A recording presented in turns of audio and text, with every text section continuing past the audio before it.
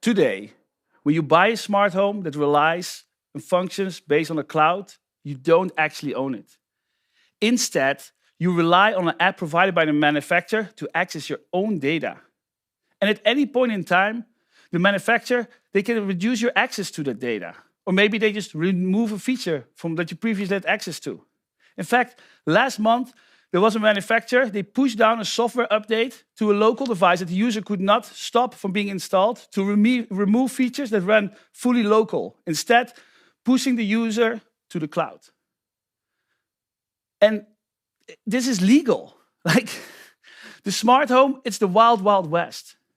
Now we are building a different kind of smart home.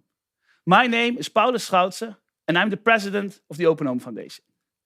Now, for the last 11 years, we have been building a smart home where your data is local, where the user is central, but most importantly, where the user is in control. And we're calling this the Open Home. Now, today, you're watching the state of the Open Home. This is our annual event where we look back at all the things that we have achieved, and we're looking ahead at the roadmap to see what we're planning on building in the upcoming year. Now, when I say we, I don't just mean me or the people working at the Open Home Foundation.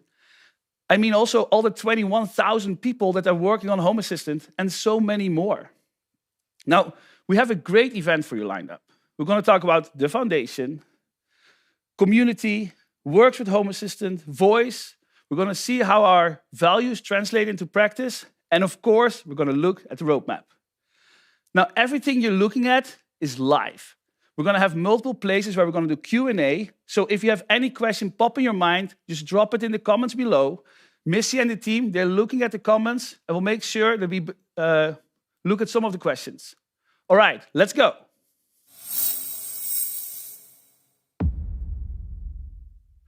So I just mentioned that we've been working on the Open Home for the last 11 years, but only last year at this very event did we announced the foundation, the Open Home Foundation. And also last year at this event, that's where I announced that I had donated Home Assistant to the foundation. And other contributors throughout the Open Home community, they also donated important projects to the Open Home Foundation. And this meant that we had a very, very strong start. And this really worked. Like previously, the industry, they saw an open source project on GitHub with volunteers working on it. But now, with the foundation, they get it. They see us as an equal, as an industry player. And this translates to also how we are being treated. So in January, I was invited to speak at the Connection Summit at CES in Las Vegas. And I joined a panel with industry leaders to discuss the role of AI in the smart home. We went in Austin, we went to the Z-Wave Alliance member meeting. I pitched to them, how can Z-Wave open up and be more friendly towards consumers? Not only did they love our pitch, but they invited me to join the board. I'm on the board of one of the big smart home standards right now. And last month, Fast Company, they produced a list of the top 10 most innovative companies in consumer electronics, and the Open Home Foundation was on that list. Now, this is amazing because we're doing all of this while your data stays local, while we don't show you ads, and while we don't sell your data. This is proof that it is still possible. Now, not only has the industry changed how they see Home Assistant and the Open Home, but also the press is talking differently. And the best way to show that is with a clip from the Vergecast from last month. Let's take a look. Home Assistant continues to be more impressive, I think, than I gave it credit for a long time. I was always like, Home Assistant is like the Raspberry Pi of the smart home world. It's like, it's a thing for people who want to tinker, and that's about it. And they are like pushing further and further down into just like, put this in your house, it'll be fine. And I think that's pretty powerful. We talked about Amazon and Apple and all their smart home stuff and all this AI stuff. And all of that kind of requires you just believe that those services will run in the cloud and be reliable for you for a long time. And Home Assistant's like, what if you just had a computer in your house that was there? Yeah, that just only did those things. Yeah. Yeah. I love this clip. David, Nilay, they so get it. Home Assistant brings to the table local control and reliability. Now, all these things that I just mentioned about all the things we have achieved, this has only been the first year of the foundation. We're just getting started. Now, when we started the foundation, we gave it a mission, of course. The mission of the Open Home Foundation is to fight for the fundamental principles of privacy, choice, and sustainability in the smart home, and for everyone that lives in one. Privacy, for us, it means that you are in control, you own your data, and it's stored local. Now, we're not against clouds, of course not, but it should be clear to the user what they get from sending the data to the cloud, what happens to their data after that feature is done, and can they ever revoke their data from the cloud? The second thing is choice. When a user adds something to their smart home, it should be included in the rest of its smart home. We shouldn't have siloed ecosystems of 5 devices that work together and 3 that work with their own things together. And third is sustainability. Things in your house, they need to be built to last. When you add 20, 30, maybe 40 smart home devices in your house, do you want to go in 5 years, when you've upgraded your phone or your laptop already, also replace all those devices in your house? It will be a waste of time to redo all the research. It's a waste of money because you have to buy all these new devices, and all the trash you're generating, it's a waste of the planet. Now, to show you how our values translate into practice, take voice, right? couple of years ago, there were 3 voice assistants, and they were all by big tech. They were all closed-down ecosystems where users had no control. So in 2023, we declared Year of the Voice, and over the last 2 years, we've been working very hard. And last December, we released a mass manufactured device that anyone can buy now to bring a voice assistant as a new option into the smart home that is part of the open home. Now, the hardware, the software, the voice processing, and the wizard to get onboarded to make sure that you're successful in setting it up, we gave it all away. It's all open source. Because for us, the future, it's not that you have 3 voice assistants by big tech and 1 voice assistant by the Open Home Foundation. No, we want it to be 20, 30 voice assistants. There needs to be choice. We need to have competition, people investing in technology, and only then do we get better things. Now, oh shit. I need to look at my cards. Oh yeah, because we give everything away, it doesn't mean that we don't care about money. We do, right? We have people that work full-time on all of these projects. We have people working full-time on Home Assistant, the brains of your smart home. We have people working full-time on ESP Home, the software that we make that can run on smart home devices, including that software that runs on our open voice ecosystem. We pay for the server, Matter server, Z-Wave.js, and ZigPi, our Zigbee driver. We pay for the companion apps for iOS and Android, and so much more. Now, the money the foundation gets, we get that from our commercial partner, Nabu Casa. And Nabu Casa, they make hardware and they make software to make it as easy as possible to run a Home Assistant. And whenever a user buys official Home Assistant hardware, whenever a user subscribes to Home Assistant Cloud, our official subscription, money goes to the foundation. And now, this was exactly why we started Nabu Casa 6.5 years ago, to fund the development of the open home.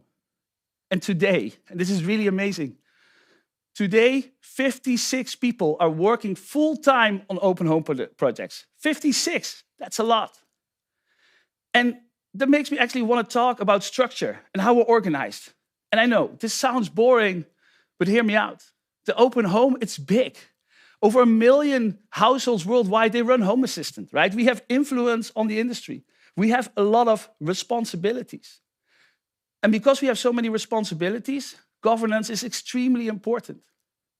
That's why when we started the Open Home Foundation, we registered it as a non-profit based in Switzerland. Switzerland has a long history of being neutral. They have extremely strict laws around privacy and around foundations. And as a non-profit, we're fully immune to corporate interests. And that means Home Assistant can never be bought by any company. No one can ever invest in Home Assistant. No one can force us to shitify Home Assistant or do evil shit. That is amazing. Our mission, our vision, our future, they're set in stone for now and forever. Now, one of the big things that we have achieved in the last year is that the Swiss government has given us tax-exempt status. And this was a lot of work. Pascal worked for months with lawyers to align our regulations, the rules of the foundation, but also align our books and the way we spend money. And this is not just a one-time checkbox. This is an annual audit that the Swiss government will do on the Open Home Foundation. And the audit will guarantee that the time we spent, the resources spent, the money we spent, it's all in line with the mission of the foundation. Oh man, I forgot it again. Yeah. Now, whenever we worked on this, right, at every point in the step in the last 11 years, it was all about independence. From the very get-go, when I started Home Assistant, we've never raised any money. We have never taken any external money. We didn't borrow any money or relied on platforms that would own our code or the members that subscribe to Home Assistant Cloud. And that meant when we started the foundation, we spent a lot of time making sure that the structure is as independent as possible. So when Nabu Casa, a commercial partner, makes a product, an official product like Home Assistant Green, it is covered by a very extensive contract that whenever Home Assistant Green is sold, money goes to the foundation. And that at any point in time, the Open Home Foundation is in control. Now, Nabu Casa, it has existed way before the foundation existed. And so we've always hired people to work on the open home. That meant that everyone worked for Nabu Casa.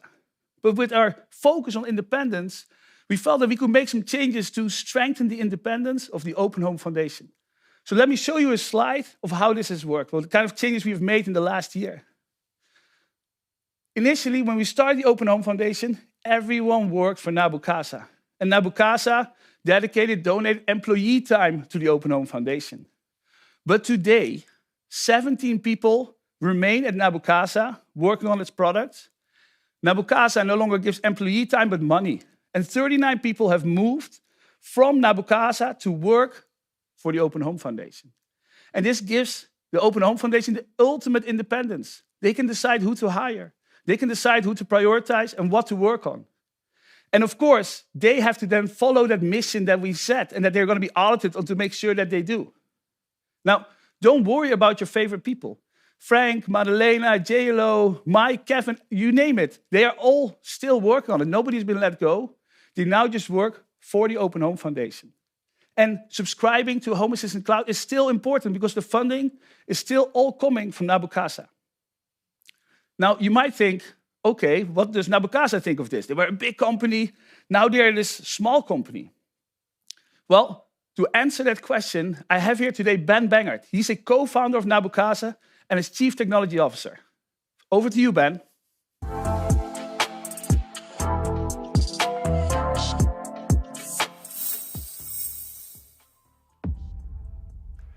Thank you, Paulus.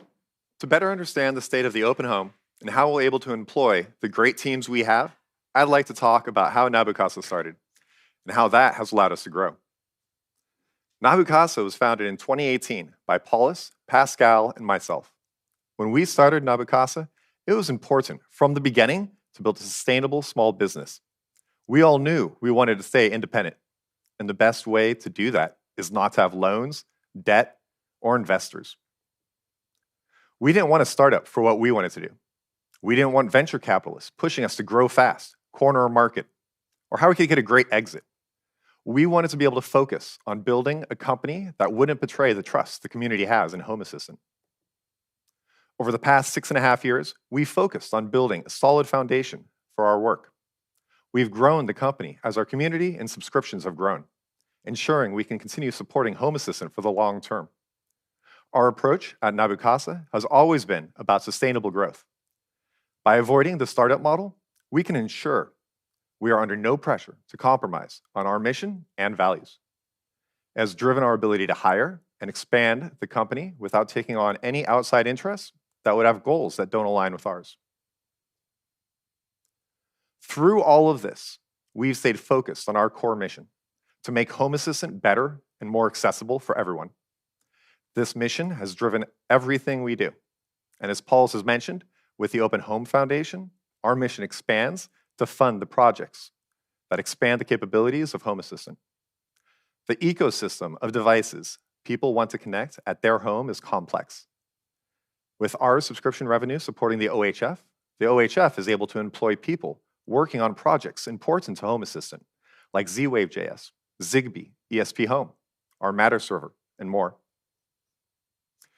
Building new products takes time, R&D, and multiple iterations. Some products don't make sense for traditional big tech firms, or they end up building it in a way that doesn't align with our position on privacy. We don't have to compromise on user privacy and choice when we develop products like the Voice Preview Edition, thanks to our business model. And when we develop these products, we also open source the hardware behind them. The way we're able to do this is through Home Assistant Cloud subscriptions. This allows us to remain independent and stay true to our users and build things that wouldn't make sense for large commercial companies. When you subscribe to Home Assistant Cloud, regardless of what features you're using, you're directly supporting the Open Home Foundation and the ongoing development of Home Assistant. This remains the primary way individuals in our community can support the project. We're grateful for the support of our community contributors and subscribers of Home Assistant Cloud.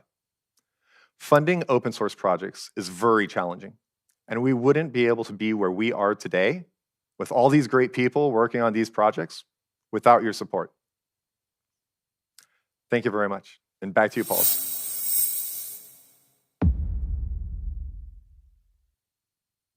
Thank you so much, Ben. And thank you to Nabu Casa for all the support that they give to the Open Home Foundation. Now, as a non-profit, we also have been able to accept donations. Now, I want to make clear that we don't want to have small-time donations, because getting these one-time donations as an organization makes it very hard to budget if you want to hire full-time employees. So the best way you can support Home Assistant and all our other projects in the Open Home is through the Home Assistant Cloud subscription. That being said, there have been some bigger donations in the last year that we would like to highlight. The first one, DuckDuckGo has donated $25,000 to the Open Home Foundation for our work on preserving privacy. Now, the second donation that I'm going to announce is from a company that is a bit closer to us, but it's very cool, and that's Espressif. Now, Espressif, they make very affordable chips, and there are many smart home devices in our smart homes today, including in the Voice Preview Edition. And they really like the work that we're doing, and they've also decided to donate $25,000 to show to us, to explain why they love to support the Open Home Foundation. We asked Theo, the CEO of Espressif, to send us a message. Hello everyone, I'm honored to speak to you here today as the CEO of Espressif Systems. At Espressif, we firmly believe in the power and value of open source communities. Home Assistant shares a similar belief with us regarding openness, collaboration, and innovation. Over the past few years, we have seen Home Assistant emerging as one of the fundamental building blocks of the Internet of Things ecosystems. Its influence has continued to grow and is now supported by an increasing number of commercial projects. As we all know, the IoT landscape is incredibly fragmented. The diversity of applications, devices, demographics, economies, and use cases makes it nearly impossible for any single company to serve the entire spectrum effectively. So here, that's where Home Assistant's open source nature becomes invaluable. It empowers developers worldwide to build niche applications tailored precisely to the diverse and unique requirements, and hence accelerate innovation and progress. Looking ahead, we at Espressif see great potential for Home Assistant to become one of the de facto standards for IoT gateways. With the support and collaboration of the community, we believe that the Home Assistant project is uniquely positioned to unify and streamline IoT connectivity and device management. We are excited to continue supporting and collaborating with Home Assistant, and we invite all of you to join us on this exciting journey into the future of IoT. Thank you. Thank you so much, Theo, and thank you so much, Espressif, for believing in the Open Home Foundation. Now, not all donations to the Open Home Foundation are happening in money. We actually get, as an open source project, a lot of in-kind free services. And I've highlighted the major ones on the screen right now. Now, and I especially want to highlight GitHub, because 21,000 plus people work on Home Assistant, and they all work for free because GitHub gives it all a resource for free. And any change they make, it runs our whole test suite. GitHub gives us the resources to make all of this possible. So big thanks to all of these companies for supporting our work. Now, I want to turn the table for a quick second, because with the Open Home Foundation, we have also started donating money to other projects. Let's take a look. We have 3 projects. We have BuildRoot. They provide the tools for us to make Home Assistant operating system as robust and stable as possible. There's AOHTTP, the Python web framework that powers almost every API in Home Assistant. And there's Alpine Linux, the tiny Linux distribution that runs in our containers. Now, enough about donations for now. Let's take a look at music.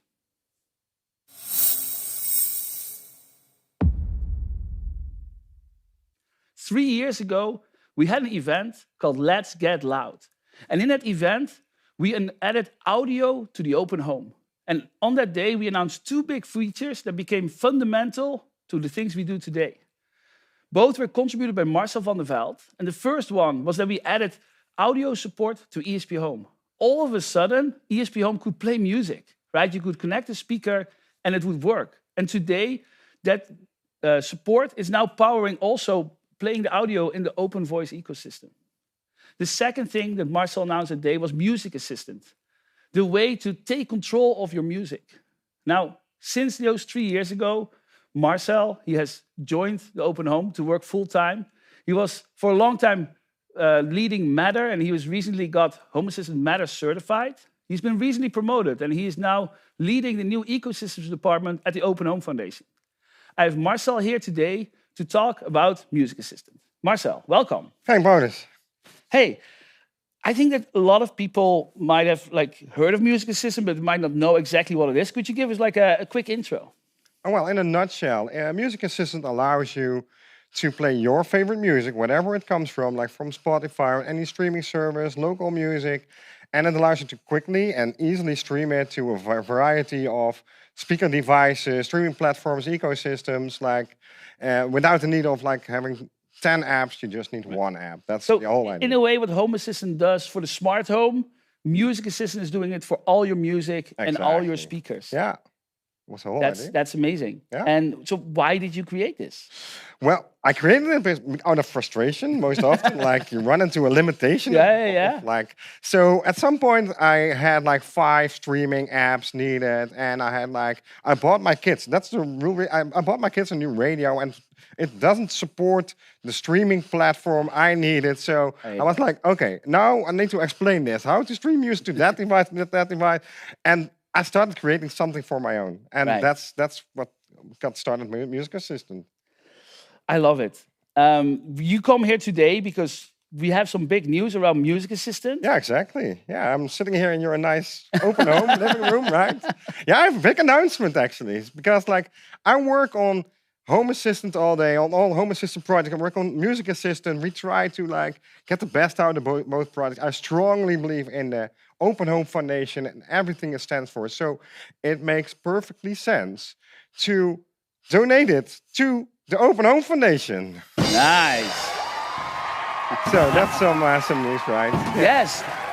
I mean, this is amazing. This is such big news. I think the synergy that we can get of Home Assistant, Music Assistant, but also our new open voice ecosystem, which is also connected to speakers. We're just getting started, right? We have all the building blocks. Now we should make it easier, streaming audio to the voice PE or any upcoming devices or whatever. This makes so much sense to combine forces. I think it also makes sense because music is so much part of the home, right? We are every day, we're listening to music. Music is really a part of people's identity, right? So it's always on, and we want to make sure with the Open Home that we're all in control of your own stuff, and music should be part of that. Exactly. It's like a bad feeling that streaming services are taking over control of what music we should listen, while we should determine the AI swap that's stinky and based on our mood or I want to listen to this music now. It should be easy and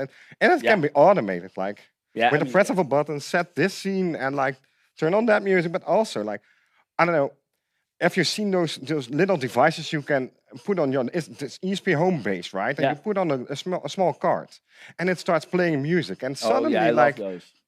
The nostalgia comes back. Okay, this is the music I want to listen to, and put it on a device and starts playing. I love that. That's combining the three, ESP Home, Home Assistant, Music Assistant combined. It's amazing. When you created Music Assistant, right? We've only recently added it as a built-in integration in Home Assistant. Exactly. How did you initially distribute this? Yeah, well, like I told, it started as a personal itch, as a personal project, and at some point I got some comments on GitHub, oh, this is exactly what I've been looking for. Can you publish it somewhere? So, like many projects out there, I published it on HACS. Okay, now, just for the people that don't know what HACS is, HACS stands for the Home Assistant Community Store. It is a place, it's a custom integration you can add to a Home Assistant, and it allows you to add all these other custom integrations that are out there that are not part of Home Assistant and put it in Home Assistant. HACS is amazing. It has been such a... It's also an incubator for many integrations. That's how I started. I wasn't secure enough. Is this part of Home Assistant? No, not yet. I should start somewhere small, iterate on it, and at some point, I got it to core. I think there's many integrations starting that way. Yeah. Oh, no, I think, it really helps you. The faster you release, right, you can mature faster. Exactly. And Home Assistant, we have a monthly release cycle, but I think when you're just pushing to GitHub and HACS updates, you can do... Yeah, sure. You want to be in control, right? Yeah. Especially in the first stage where you're just trying out stuff. Yeah. So today we have actually Joakim. He's a colleague of ours at the Open Home. No, at Nabu Casa. Sorry, and he couldn't be here today, but he did send in a message for all of you to see. Let's take a look. Hi, I'm Joakim Sørensen, creator of HACS and an employee at Nabu Casa. For years, I've worked on HACS with the support of Home Assistant and Open Home Foundation. Given its importance to the Open Home ecosystem, I'm excited to announce that I'm donating HACS to the foundation. This will ensure HACS always has the support it needs to continue to be an amazing tool for the community. Yeah, this is amazing. The Home Assistant community store is now part of the Open Home Foundation. Now, you might be wondering, what is happening? Why is everybody giving this to the Open Home Foundation? But the reality is that with the Open Home Foundation, we've created this structure that just is set up to work for the user and no one else, no corporate interest. And it's the only way to create a platform where we can build, where big tech or other rich companies can come in and they cannot ruin it, right? So we're protecting all of this so we can build the best platform for all of you. Okay, we're gonna do a little bit of Q&A now. We've seen some questions come in. We have Ben also now here. We have Marcel. This is great. I think shoot the questions. Right? Yeah, no. Yeah. So Little Papa John on YouTube just said, "I've been waiting 7 years for music to be integrated for Home Assistant. It already works great. Thanks, guys." Thanks. Great. That's awesome. I'm looking for questions. Okay, well, somebody's asking where. Michael Clement is asking where I can get this T-shirt. We're working. Yeah. We're working on a new swag store. Yeah. That is in the works. Swag. Yeah. Okay. Michael Wakey said, "Don't be evil. Home Assistant Foundation makes it impossible to be evil. Well done." That's great. Joshua Pysak is asking, "What is the Open Home Foundation?" Well, luckily this year we have Rewind turned on, so I should just go back a few minutes. Yeah, I'm looking at. I don't see any questions here. Jay Monty on YouTube, Marcel saying, "Music Assistant is one of the best apps I've ever come across. I cannot live without it." Oh, nice. Thank you. I'm just going to inject a question here because otherwise I'm just talking, and that is. When are you going to be able to stream your local music through the web browser in Music Assistant? Oh, well, that's just been released. So you can now stream your favorite music into the web browser already. It's been released like a week ago. Okay. So and it even works over Home Assistant Cloud. Okay. So if you're away from home and you have the Home Assistant app, it will tunnel the traffic securely to your Music Assistant instance, and you can play your music while on the road.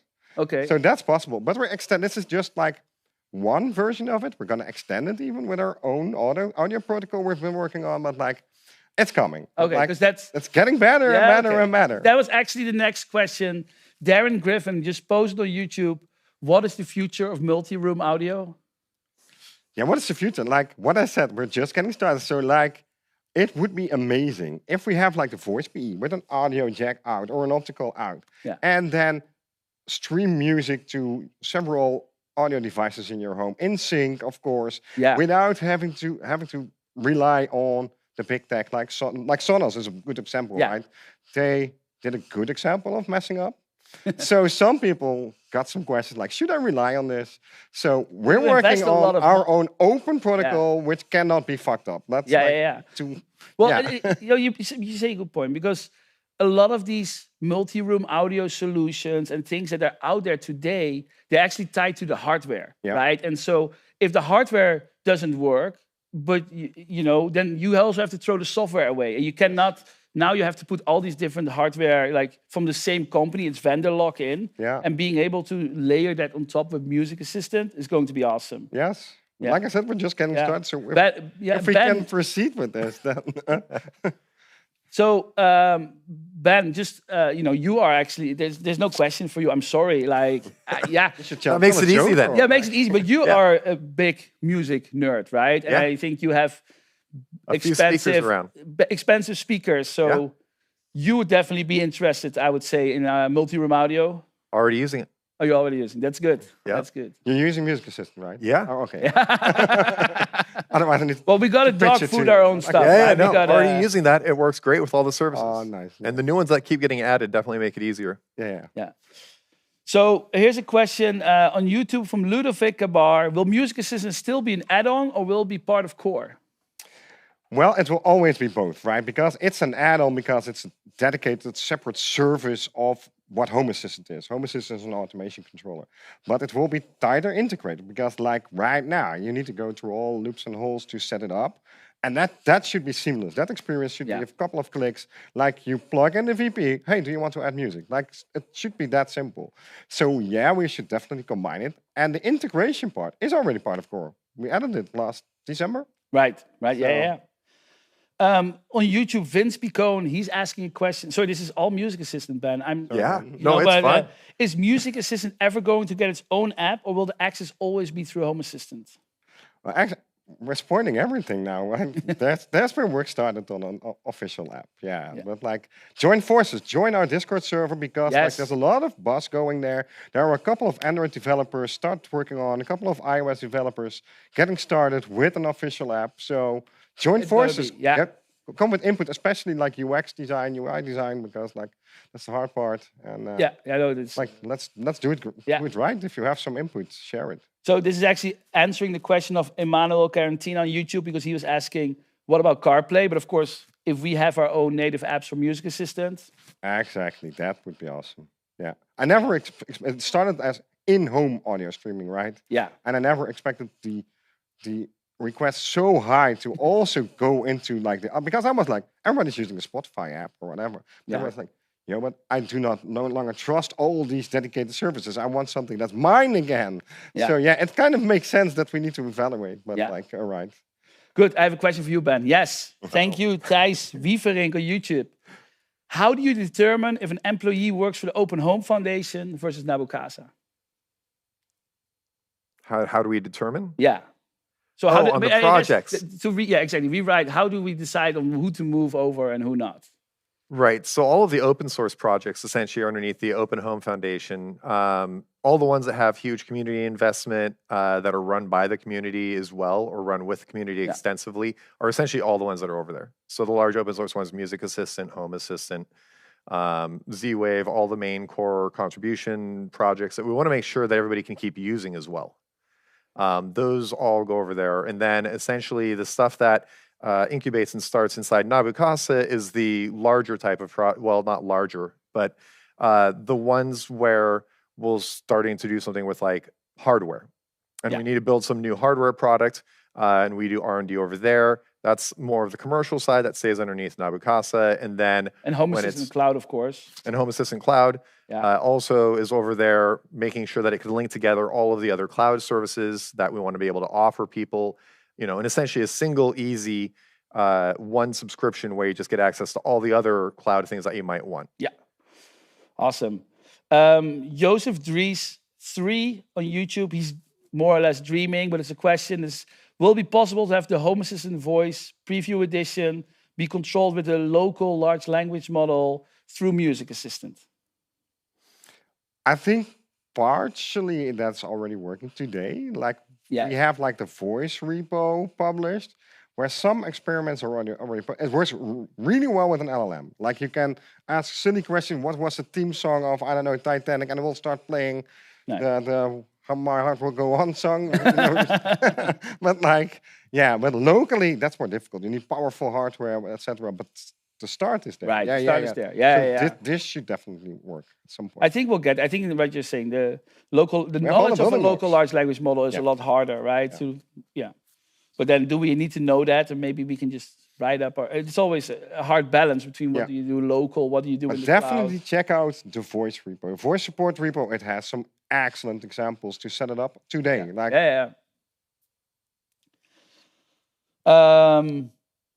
Sky Wood Flav on YouTube is asking, will there be Home Assistant certified products like we see with HomeKit or Google Home? Well, Skywood, keep watching because we're going to talk about the Works with Home Assistant program in a bit. And, well, that's what this is about. All right. I think it's time to wrap up the Q&A. Thank you so much, Ben and Marcel. It's time for the next chapter.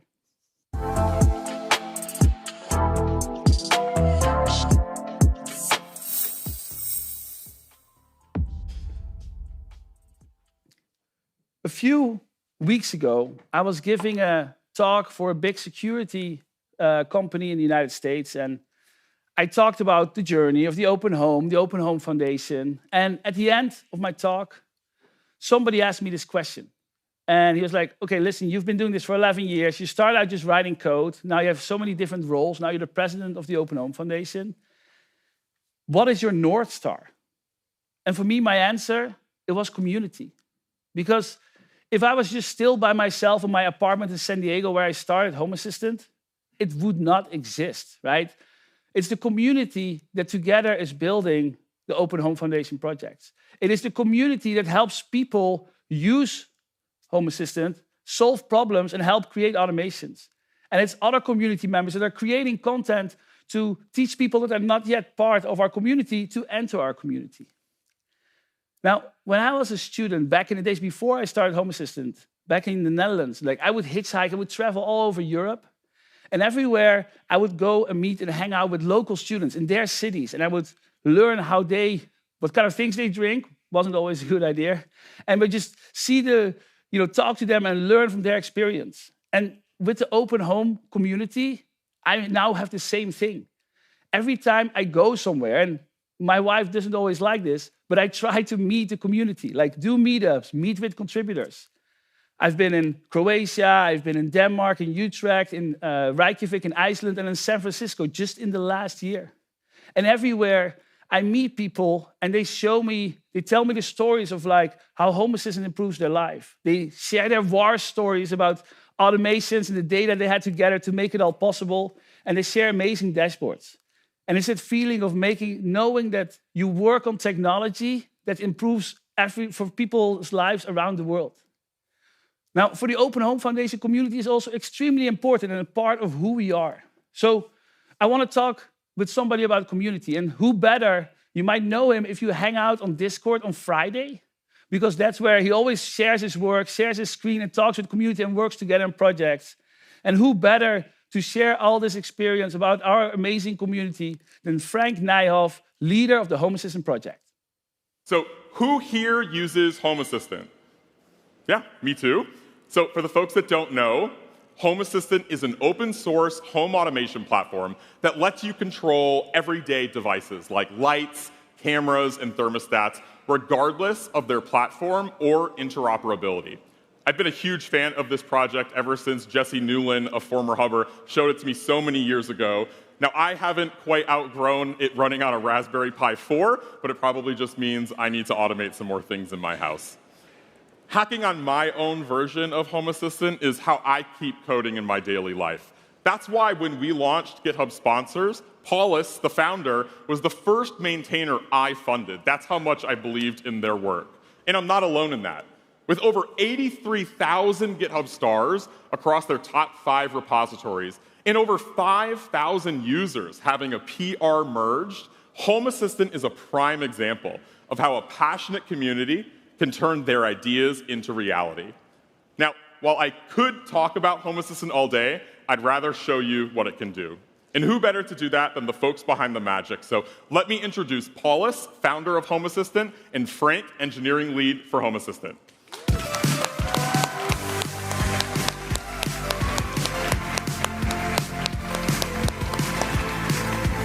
Good to see you both. Hey, Cal. Make a positive difference every single day. Be the change. That's my life motto. Hi, I'm Franck, and I'm the lead of the Home Assistant project at the Open Home Foundation. And today, I'm going to talk something that really matches my life motto well and is close to my heart, which is the community. The video you just saw was from GitHub Universe 2024. GitHub, in case you don't know, is an online social coding platform where over 115 million developers collaborate on coding and building software out together. It's also where all the Open Home Foundation projects are being built and live. And at the last GitHub Universe, Paulus and I were given the opportunity to speak at their keynote about Home Assistant, the Open Home Foundation, and how amazing open source is in general. But what Paulus and I didn't know is that they actually had a surprise for us too. Because it turns out that according to GitHub, we are the most active open source project in the world. In 2024 alone, 21,000 unique contributors joined us on GitHub, building out Home Assistant and literally building out our shared mission for a nice open home. And this is massive, right? 21,000 people volunteering their spare time into building something amazing. But the true cherry on the top, though, we received a GitHub Community Award too. The Community Award for being the most welcoming open source project on GitHub. And what's truly amazing about this one is that this is not just an award by the community, but it's for the community. Those 21,000 people made it welcoming. But all this GitHub data is actually incomplete. The Open Home Foundation is so much more than just Home Assistant. It's like ESP Home, now Music Assistant, and HACS too, right? We have partner projects like Z-Wave.js, WLED, and Zigbee to MQTT. Not even to start thinking about the thousands of community-maintained and created projects out there that extend our projects, right? The custom integrations, the add-ons, all the custom cards, and many, many UI elements that are out there. But communities around our projects do not just consist out of developers. No, not only developers who handle source code on GitHub. Our community is so much larger than that. There are lots of people that do translating everything, making UX designs, or do beta testing. And we have people that hang out in our community forums or Discord servers and subreddits, Facebook groups, you name it, they're everywhere. And not just official communities, but also many more smaller, often regional communities. They share ideas, share inspiration, they share experiences, and help each other out. Our creator network is also a great resource, and any other content creator out there, creating podcasts, YouTube videos, tutorials, and blogs. So this diversity of skills of all these people is our true strength. We all find ways to contribute to this huge community we have, and we all chase down the true open home. And if you think about it that way, our community consists out of people that are using all of the projects we have in the Open Home Foundations, our users, like you, right? So let's put this in perspective by talking about some numbers, because last year I was also standing on the same spot during the State of the Open Home of 2024. And we had a huge celebration with lights and such about we achieved the crazy milestone of 1 million active installations. That number is crazy. Even still today, it's hard to comprehend how we achieved that number over the 11 years before that. But today, about a year later, I do want to give you an update on this number because our community is growing really, really, really fast. We currently estimate that this number has reached well over 2 million installations. Woo! 2 million, yes, definitely. 2 million. Holy mother of home automations. That's double up in a year. This is insane. But it does make you wonder, right? Why is it that a project like Home Assistant has grown into such a big thing? Well, again, the community and thus you. Let's talk a little bit about your role in all of this. Because looking at our total community size, the part that actually writes code is small. Well, it's still big. Like, we're the biggest open source project in the world, so it's not that small, but it's relatively small compared to 2 million, right? So how does a community as a whole shape and influence the direction of all of our projects? Well, we don't just use the things we build. You help the community decide what to build. And the key here is that we listen. By sharing ideas, use cases, tutorials, issues, even annoyances, wishes, or simply a workaround. And by collectively listening to one another and by finding solutions together, we managed to collectively build something that we actually all want and love so much. And one great example of how we do this is through something we call Month of What the Heck, an event we organize at Home Assistant once every 2 years, where we ask you to share through just a simple forum post what you find annoying, missing, or maybe even just a little weird. And doing this from scratch every 2 years is a great way to measure the current state of our project. And your feedback gives us all the insight, like it's a gold mine, really, that we need to process the future of the project further. And the effect is real. During the month of What the Heck, we immediately see code contributors jumping in, addressing things raised that month. More importantly, by learning what's important to you, you are actively shaping and influencing the direction of our roadmap. Something that is truly exciting, by the way. You should stick around because Madelena will talk about the roadmap of 2025. And I'm stoked about this one, so definitely stick around. But another good example this year was backups, actually. When we released the backup feature, the revamped backups, the community expressed very loud and clear that part of this newly direction taken in backup features was not heading into the right direction. But we listened. Not only did we improve it, but we learned from the feedback. We adjusted the plans and built something better together. So the thing here is that we don't just want to listen when we're right. We want to listen when we are wrong too. And that is how open source should work. We are not building this for you. We are building this with you. And we are all real people. We all have a face. You can talk to any of us directly. Together, we keep innovating, iterating, and constantly improving the projects we run together. Now, listening to all of this, you might wonder, cool, that's my section, but how does the Open Home Foundation fit into all of this, right? And let's say by starting that the foundation is not just a legal thing. It's an active and structured operating organization with a mission. And we strive to support and openly enable community-driven ideas to become a reality. And we do this by providing resources, coordination, expert support across a whole bunch of different disciplines. And after all, the foundation was created for you. So while all of our projects are open source, which is, by the way, superpower, to be fair, it has some limits. Some ideas are just way too big for one person to take on alone and to contribute in just their spare time. And because most of the time, building something like a large feature takes a whole team. You need front-end engineers, back-end engineers, UX designers, maybe some researchers, copywriters. And if it's that big, you need probably some kind of project manager as well to structure it all. And that is exactly where the Open Home Foundation comes in.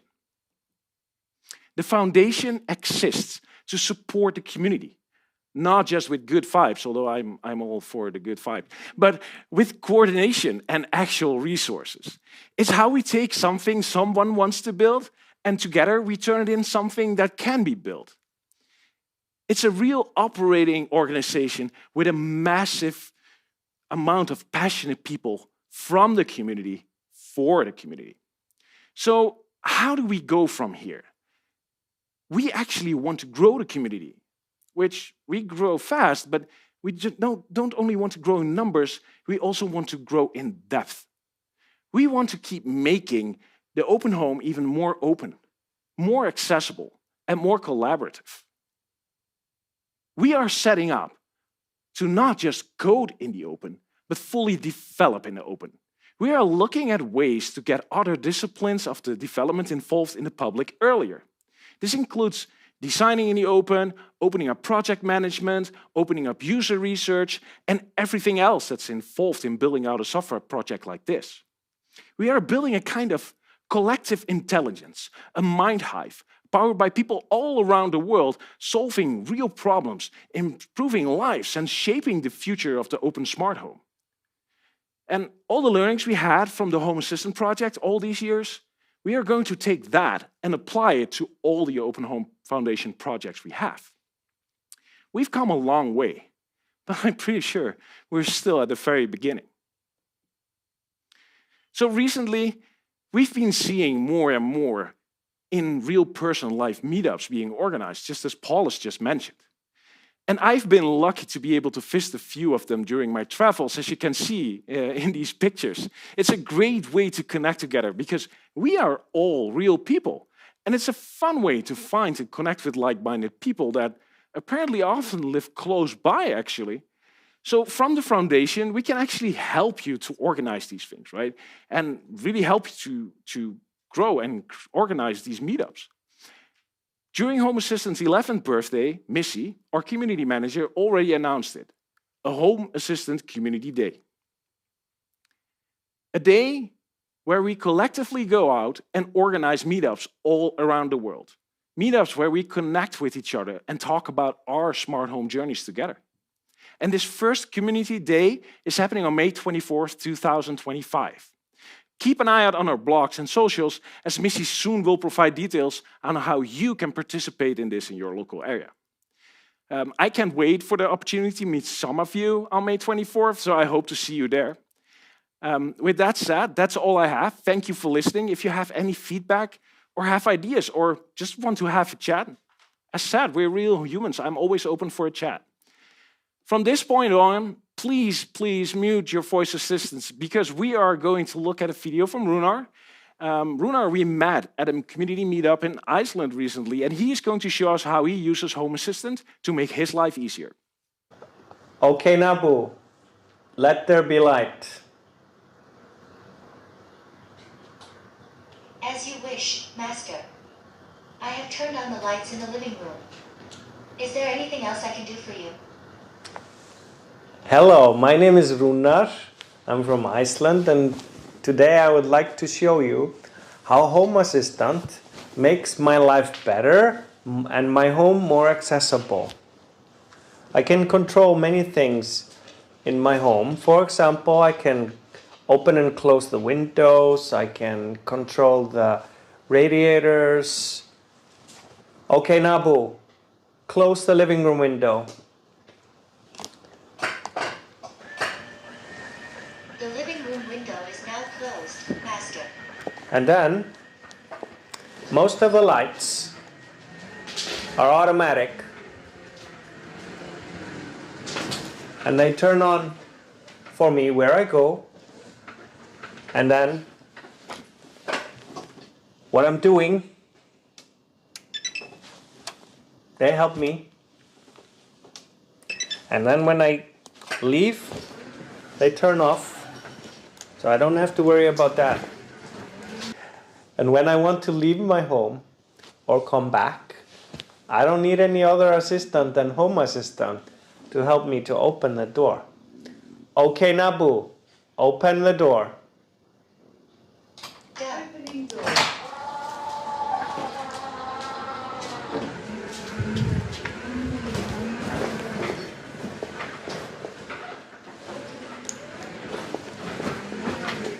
Okay, Nabu, close the door. Done. And that's just scratching the surface of my Home Assistant system, which on top of all of this has 76 automations controlling everything behind the scenes. And I can control all kinds of grow lights and automatic watering. I can fill water tanks. I can set how many liters I want. I can start filling and I see how long until it's full. So yeah, I think that's about it. And I hope my story can inspire others to try to use Home Assistant to improve their lives, and that developers see that Home Assistant really matters. Thank you, and see you later. I had the opportunity of meeting Rúnar in February at the Reykjavik meetup, and it was really great just to see the things that he's been able to achieve with Home Assistant. And the Icelandic community, by the way, it's such a vibrant community. I was talking earlier about our open voice ecosystem. Well, we have nobody on the voice team that speaks Icelandic, but academics from the Reykjavik University were able to take the building blocks that we have built for our open voice ecosystem, and we're able to add Icelandic speech-to-text and text-to-speech support. So now there is a new choice for an Icelandic voice assistant. Like, that just shows the power of the community, how together, people around the world, we can make these things possible. Now, remember, this is all live, we're doing Q&A after every couple of presentations, so keep dropping those comments, keep dropping the questions in the comments. Now, I want to dive a little bit deeper into the community. We have changed the way our organization works in the last couple of years, from only a group of like engineering to adding product and design and marketing, and all these different departments, they help us to better understand the community. And within the product and design department, we're having product managers, product designers, we have UX researchers, UX designers, and they are constantly interacting with the community, coming up with ideas, testing them with the community to make sure that the things that were working are working for you. And one of those people that have joined us in recent years is Annika, and she's a UX researcher, and she's going to tell you more about how she works.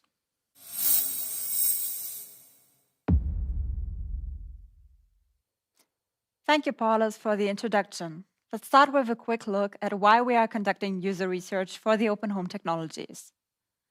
User research helps us understand how people interact with our software and hardware, what works well, what doesn't, and what could be improved. It goes beyond just looking at feature requests or bug reports. It's about understanding real-world experiences, uncovering pain points, and ensuring our products empower people rather than frustrate them. For products used in home environments, such as Home Assistant, this is especially important. I conducted multiple user studies in the last years about smart homes and understood meanwhile how complex living spaces can be, considering that often multiple people with different needs, preferences, and technical expertise live together. Additionally, life can be quite chaotic from time to time. Concerning user experiences, it is crucial to consider that a person's and a family's needs might change accordingly due to different life circumstances. My role as a UX researcher is to learn about your experiences and perspectives to make sure that the smart home can support all inhabitants effectively, helping to facilitate daily tasks where needed, while remaining adaptable as life evolves. In the product and design team, we follow a systematic process, the product development lifecycle. There are several stages in which user research is particularly important. In the discovery phase, we uncover pain points and blind spots that are not yet covered. That's personally my favorite stage of the process, because this often includes very open conversations with users and learning about very different ways of living. The research phase is to dive deeper into specific topics, for exploring the forums, reading articles on the topic, and conducting more targeted user studies. In the validation and evaluation phase, we challenge our assumptions, evaluate concepts, prototypes, and the overall usability to make sure that what we build is intuitive, effective, and truly meets our users' needs. What's important to us when conducting user studies is that the people we want to learn about are actively involved as participants. This means that we don't collect user analytics about the usage of Home Assistant passively, but instead engage actively in a conversation with study participants. To learn about you and your experience, we rely on your contribution in form of responding and sharing information with us. Practically, this typically involves inviting some of you to an online meeting for an interview or a usability test. That we start or engage in a discussion in the forums or on Reddit, or we ask you to fill out a questionnaire. We typically ask you to provide information about yourself, your wishes, preferences, and needs. Therefore, there can't be ever be a wrong answer that you can provide to us. We approach you since you are the experts of your own experience. The collected data will then be systematically analyzed by us to provide a basis for informed database decisions in our design process. You might have come across user research activities that we conducted throughout the last months. The projects vary in their scope and time frame, but they all have in common that we ask you as a community to get involved. Here are a few examples. Matthias and JLo had several calls with users to collect feedback on a new concept for the trigger of our automation engine. I conducted a study on privacy, one of our Open Home Foundation values, for which I started a thread in the Home Assistant forums and conducted interviews with some of you. And Marcin asked you on Reddit to fill out a questionnaire to determine what presets should be made available for you to review historic data in Home Assistant. The options that the participants rated as most useful are meanwhile implemented and can be found in the user interface. One of the big examples was the yearly community survey that we conducted for the first time at the end of last year. When we launched the survey, all of us were truly impressed by your engagement. Already within the first 24 hours, more than 1,500 people filled out the questionnaire. Usually, with such a long survey, it feels like you have to beg people to fill it out until the end. In total, 8,616 participants filled out the survey, and we are incredibly grateful for the time and effort you invested here. And opposite to the more narrow research activities that I mentioned before, the Home Assistant Community Survey helps us to gain an understanding of the community as a whole. We learned, for example, how and who the people are that live in a smart home, how their homes look like, and how they use and interact with Home Assistant. In the following, I'd like to give a few examples of what we have learned through the survey so far. About starting a smart home, we learned, for example, that the biggest motivation for the participants to start a smart home was out of personal interest in technology and curiosity. This emphasizes that Home Assistant is more than just a tool for automation.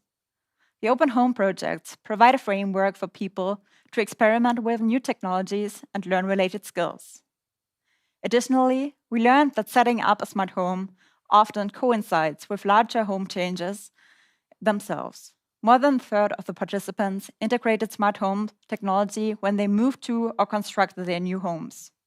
This highlights an opportunity for us in the product and design team to align the user experience with these home transitions. We also learned that almost 2/3 of the participants started their smart homes with another platform and migrated after some time to Home Assistant. For us, this reminds us to keep in mind that users coming from specific platforms or brands are used to their designs and accordingly have specific expectations on how things work. At the same time, you didn't switch to Home Assistant for no reason, reminding us to highlight our strengths in comparison. Finally, most participants of the community survey have been using Home Assistant for more than 3 years. New users are not well represented in the survey data. We are aware of this limitation when we draw conclusions and will approach newer Home Assistant users specifically in upcoming research activities to make sure the Open Home technologies also meet their needs. We also learned a few things about the homes of the survey participants. For example, most people have between 11 and 100 devices integrated in their smart homes. This gives us a feeling for the scope you need to keep an overview of. With meaningful design and representation of devices and entities, we can help you in doing so. For example, to locate them in the house, manage updates, and overall staying organized. About the buildings in which the participants live in, we learned that 3/4 own their home, in most cases a family home of more than 100 square meters. Almost 2/3 of the participants live on multiple floors. This information helps us to get a feeling of the living spaces we are designing for example, for dashboards and areas of the home. The size of the home reminds us that devices are likely spread out more, which is relevant for the range of signals. Still, we're keeping in mind that several hundred participants live in an apartment. We're, for example, aware that renting the home sometimes introduces challenges and new criteria to setting up smart home technology. We also learned quite a bit about other home members than the person setting up and maintaining the smart home. On average, 2 to 3 people live in the smart home. Most survey participants live with their partner, half of them also with children. Additionally, half of the households also have pets, with the participants being equally dog and cat people. Interestingly, the first most popular pet are fish, which makes a lot of sense considering the many possibilities to automate around aquariums. Regarding their interaction with the smart home, we learned that less than a half of the partners and not even a third of the children in a smart home interact with Home Assistant directly. Most of them don't interact with any smart home platform at all. This reminds us to consider them particularly in the design of open home technologies, for example, in making dashboards more user-friendly for them. A survey also revealed that in a quarter of the households, the inhabitants speak multiple languages on a daily basis. This might impact the household's needs or preferences regarding interactions with all kinds of written and verbal communication with a smart home, such as with dashboards or with voice assistants. Furthermore, we asked in the community survey about your alignment with the values of the Open Home Foundation: privacy, choice, and sustainability. For each value, we asked how much you agree with the different statements about it on a scale from 1 to 5. Based on your responses, we are provided with a ranking of the values and gained insights into how important they are to you, as well as how well they are implemented in your smart home. Choice is the most important one of the survey participants, which is practically integrated in most households in form of devices and services from various brands. Privacy is the second most important value to most participants. With this value, we see a divergence between the importance and its implementation within the smart home. This behavior is a common phenomenon that other researchers observed as well and described as the privacy paradox, according to which people value privacy a lot, but don't act on it in their everyday lives. Sustainability follows as a third. Practically, we approach sustainability from 2 perspectives in the survey. One referring to monitoring energy usage, and one covering the longevity of devices. We will later in this stream have a panel discussion where we go more into detail about how we understand these values and where we see more work to do for the open home technologies. All these research activities help us to learn about you, your lives, and your smart home usage, and recognize our personal biases and assumptions. They remind us that we are not the users and that our perspectives do not necessarily reflect your understanding, wishes, and needs. So thank you again to everyone participating in the community survey, and please keep your eyes open for other studies and tests to participate in. Looking forward to engaging with more of you and learn about your lives. We really appreciate your contribution in form of participating in user research.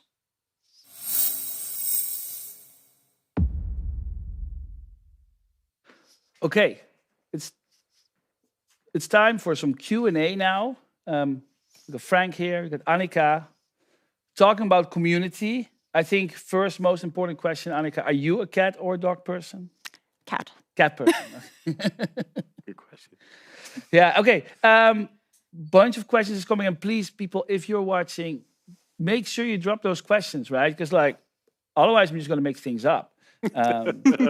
Please ask questions. All right. Here's a question for you, Frank. What has changed in how the community works on Home Assistant now versus then, back in the days? Oh, versus 7 years ago, for example. It's such more of back in the day, it was more engineering driven. We had so many developers going around. At the time, there was no real UI yet either, right?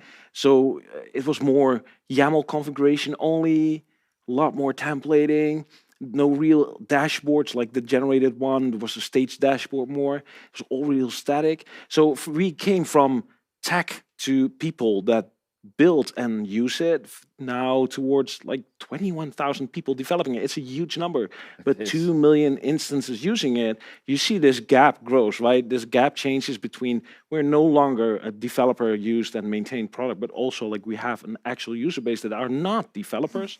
So that changed massively. And that's something we have been striving for years, right? We have been adding more UI. Not everybody wants to code all the time, right? I don't want to code when I turn on and off a light bulb automatically. Definitely. Right? So that's changed mostly, and that's reflecting in the community. Awesome, thank you. This question is for you, Annika, from YouTube. Jaap is asking, where are the Home Assistant or Open Home Foundation research papers, results, and data published? And Skywood Flav on YouTube is asking the similar question. Will the survey data be open sourced? We didn't publish it yet because we didn't fully analyze actually the data, but yeah, we will share the insights from the survey. I think also back in the day, we used to publish some of the results on design.homeassistant.io, which was like our design gallery with like the brand guidelines and kind of a, well, it kind of became a dumping ground. Maybe we had to put it somewhere, right? Yeah. But, you know, there's, we would love to share that data, of course, as long as we can. I think you're doing a lot of one-on-one interviews with people, which those, of course, we have to keep private. Yeah, exactly. There we share the analyzed data. And for example, the insights from the automation research we shared, I believe, on Reddit or on the Home Assistant forums. Right, yeah. So there's data there. I think we could do better, more centralized, maybe. Brad Cameron on YouTube, Frank, is bring back Frank's live streams. I hear that a lot, and I absolutely love, but it's exhausting. There's a lot of work we can do. So it's a balance of time. Maybe one day, hopefully. Right. No promises. Eric Zeitz is asking a question on YouTube, just leaving it to who it goes. Will there be a way for community members to ask for potential integrations or features that don't exist yet? I can take this one on. So the difficulty with integrations is that asking for it is not enough. You need somebody that actually uses the thing, right? So if you have like a great television, you want it integrated, but there's no integration yet, I'm not going to build that if I don't have that TV, right? So that's how it works. You need to find like-minded people in the community that maybe have the same products and can help you develop this thing. So the place to go for this, the best place to go for this is the community forums. We have a feature request section there. Search it. It's likely that somebody already asked it, and go get into the conversation. Maybe somebody will pop up and help you out. And month of what the heck? Month of what the heck? Well, yes, not for integrations, but still, for the other features. But for feature, like if you want a new integration, that's the place to go. Definitely. All right. Because of some time, we're gonna wrap up this Q&A right now. Yeah. For the people watching, make sure you just keep popping those questions for the next Q&A session. For the two of you, thank you so much. Let's get to the next chapter. Thanks.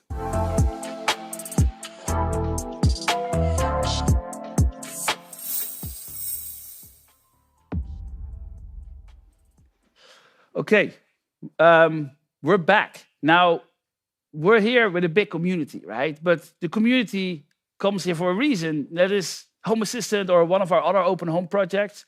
It's a smart home. And our smart home, it's made up of all these devices. But how well do these devices work? And like, if you're holding a product, do you know if it will work today in Home Assistant? There is an integration. Does your model work? Will it keep working? Does your data stay local? Will it work without internet? And does it use an open standard? These are all very difficult questions to answer.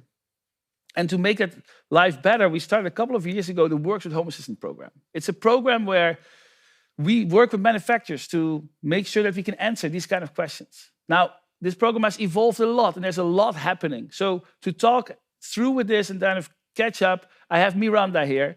She is a partnership manager at the Open Home Foundation. Miranda, how are you doing? Good. How are you? Good.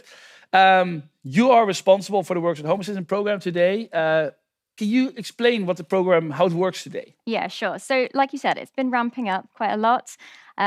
It's really a way for us to showcase the manufacturers who work with us the most closely. It doesn't close off anything. It doesn't stop any devices working, but it's a really great way for us to work closely with manufacturers, for them to give us continued support and to sign a real robust certification agreement to show that they're going to maintain their integrations long-term so that the devices carry on working in your smart home. And the way that we showcase this is with a Works with Home Assistant badge. Nice. And I mean, this, by the way, this has happened, right? Like users reported bugs. It was like, hey, this works with Home Assistant. Yeah. We have an engineering contact. We work with them. They fix the bug. And then? Then they're a direct line of contact with us, and we make sure that integration is always maintained, or that protocol is always working. Yeah. That's awesome. And do we have any goals with this, or do we just do this for just having those answers for those questions? We have loads of goals with it. I think the main thing is that we really want coverage as much as possible. So wherever you are in the world, however your smart home currently looks, whatever device type you're trying to kind of add to your smart home, we want you to have a really great choice of options that work locally. And locally is the really key point. We don't certify anything that is cloud only. Can't trust that shit. Exactly. So what we do is, if you want to use cloud, cool, that's your choice. But it should always be your choice, not the choice of the manufacturer. Yeah. So we make sure that everything works locally. We know that all of the functionality is available within Home Assistant, and we test it really extensively.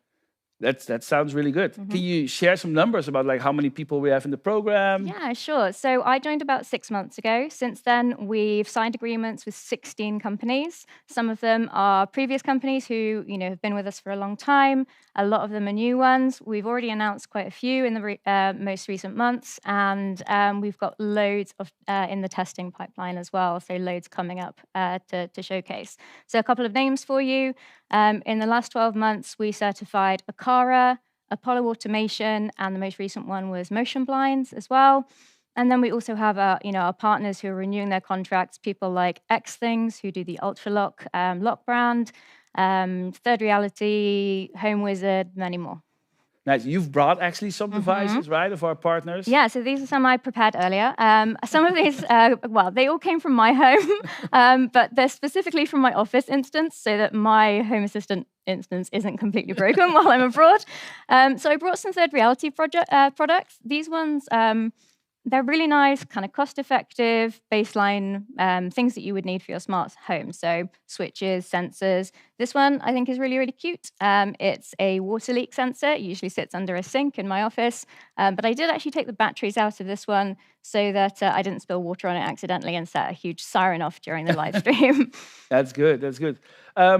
You just mentioned Apollo. Oh, you want to show another device? Yeah. Yeah, I've got a couple more. These are just little teasers. So these are from partners that we're going to be announcing soon. So this is the Eve Energy Plug. Oh, nice. Eve are a really great German brand. They're joining us in the next couple of days. This is an energy monitoring plug. Really robust items. Great addition to the program. And then this one, I know you like. So this is a Reolink camera. Oh yeah. I have Reolink myself. I use their doorbell. It's like they're very affordable. They work fully local. And actually, the other day I was helping a sandwich shop like get set up and the things I do in my spare time. And we chose for the camera. I actually chose the Reolink because it just works local. There's no ongoing cost, and it's WebRTC. The camera stream is exactly. super good. It's a really good alternative to the cloud cameras that lots of us know about. So But as you said, Apollo Automation. I'm pretty sure they're joining the live stream today and commenting. But we're really grateful to have them in the program, and they prepared a short video for us as well. Hi everyone, I'm Justin. And I'm Trevor. We're the co-founders of Apollo Automation, a small hardware and software company that just joined the Works with Home Assistant program with the first ESP home-based devices to be certified. Apollo started as a weekend hobby project to build a motion sensor. We released the project out to the Home Assistant community, and the overwhelming positive feedback lit a fire under us to make this into a real thing. What started off as Saturdays here and there quickly became full-time jobs, where we now build sensors across a wide variety of areas, including motion, air quality, plant health, and temperature. We do all the design, assembly, shipping, and support in-house from our company. We build sensors that don't require a cloud, and we're very big on our community-driven development through our Discord community. So that's why being a part of Home Assistant and joining the Works with Home Assistant program means so much to us. We've been building made-for-ESP home devices since day one, and this partnership is a huge milestone for our small company. It shows our commitment to building quality hardware that is plug and play with the best smart home platform out there. So congratulations to Home Assistant, Nabu, Casa, and Open Home teams for everything they've accomplished this past year. And thank you to the Home Assistant team and the community for believing in us, and thank you for letting us build something meaningful. We're just getting started. Okay, I love this so much. Like Apollo, they just came out of our community, right? They were users of Home Assistant. They were users of ESP Home. They just saw something themselves that they needed. They built it. People liked it. They started selling it. They started this process of like, and it's genius, of course. Like I'm asking the users what they want. Yeah. And then we just build it for them and the users are buying it because that's what you need. And so all of a sudden they've quit their other jobs and they're now working full time as like a company, just basically serving the open home. And we've seen multiple of these kind of initiatives happening throughout our ecosystem. And yeah, I love to see that because it really helps not only grow the available devices, but these are devices that exactly match our value set, right? Mm-hmm. Yeah, absolutely. And what they're really great at is making sure that they're still really integrated with that community. It's part of the agreement, actually, that we want companies to act well within the community, to take community feedback on board, take product ideas on board, and act on the feedback that they're given. Yeah. We do device certification now. These are devices that work well with Home Assistant. Are we getting rich? No, we're a non-profit organization. So no, this isn't a pay us money and you get the badge kind of deal. That is not how we work. It will never be how we work. None of the, the items that are featured or anything like that are sponsored content. Nothing is kind of happening through that kind of channel. The whole point is just to give people a really good choice of options that we know work well with Home Assistant and align to our values. And we also wanted to make sure that price wasn't an issue for smaller companies like Apollo Automation, who are maybe just entering the market, but they really align with, the values of the Open Home Foundation. Well, that's actually cool, right? We have from like the big players like an Eve or Reolink all the way to Apollo. Yeah. As long as you match our values, you're welcome. Yeah, exactly. And Apollo are a nice example as well because they started with the Made for ESP Home badge. Oh, yeah. And that just tests code, which is great. But the program for Works with Home Assistant has more robust testing too. We test everything super thoroughly. And we also make sure that things like firmware updates are available from within Home Assistant, especially if you're using open protocols like Zigbee or like Z-Wave. And we also have OTA firmware updates. Well, those things actually used to not exist, right? We started those for Z-Wave. We started firmware update service. We started for Zigbee. We see company come to us, even the ones outside of our program. We don't limit it, right? And I want to provide firmware updates to my users that are using also Home Assistant. Can I use your platform? And we always say yes, right? Like, let's do this and let's keep people updates because bugs suck, right? If you're going to have to throw out a device because it doesn't work, but a software update could have fixed it, that's annoying. Yeah. So, yeah, that's great. So we want to grow this program, right? You said we want to cover every region in the world. There should be these choices for Works with Home Assistant devices. How can our users help? So get involved, let us know on the forums, on any of our community channels. We want to hear about it. I definitely lurk on Reddit and on Discord and things like that for suggestions. But also, make sure that you're telling the manufacturers and putting pressure on them to provide support for Home Assistant, to provide an integration, or use an open protocol. And a great way to do that is to direct them to our new partners website, which should be on screen now. And there you can see all the partners who are joining the program too. That is a great final shout out. Please tell your favorite manufacturers, as long as they don't use the cloud, that they get in touch with us. Okay, thank you so much, Miranda. We're going to wrap up and it's time for something else.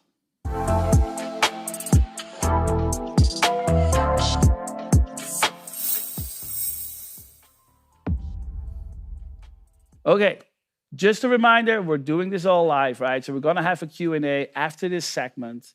Now, the next thing we're going to work on has been 2 years in the making, and I couldn't be more excited about it because it's very close to my heart, and that is our open voice ecosystem.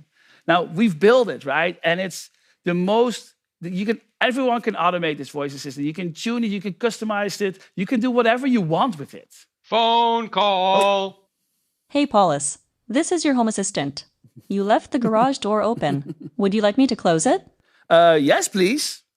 So this is actually possible with our voice assistant. It's called the world's most private voice assistant, and we have made it so that Home Assistant can talk to your phone, and then it can talk with AI, it can control your house, all that cool stuff. Just search most private voice assistant, Home Assistant, you see how you can make your own. But I'm not here the one going to talk about voice because there's only one person that should talk about voice, and that is Mike, the voice Hansen, the voice guy at the Open Home Foundation. Over to you, Mike.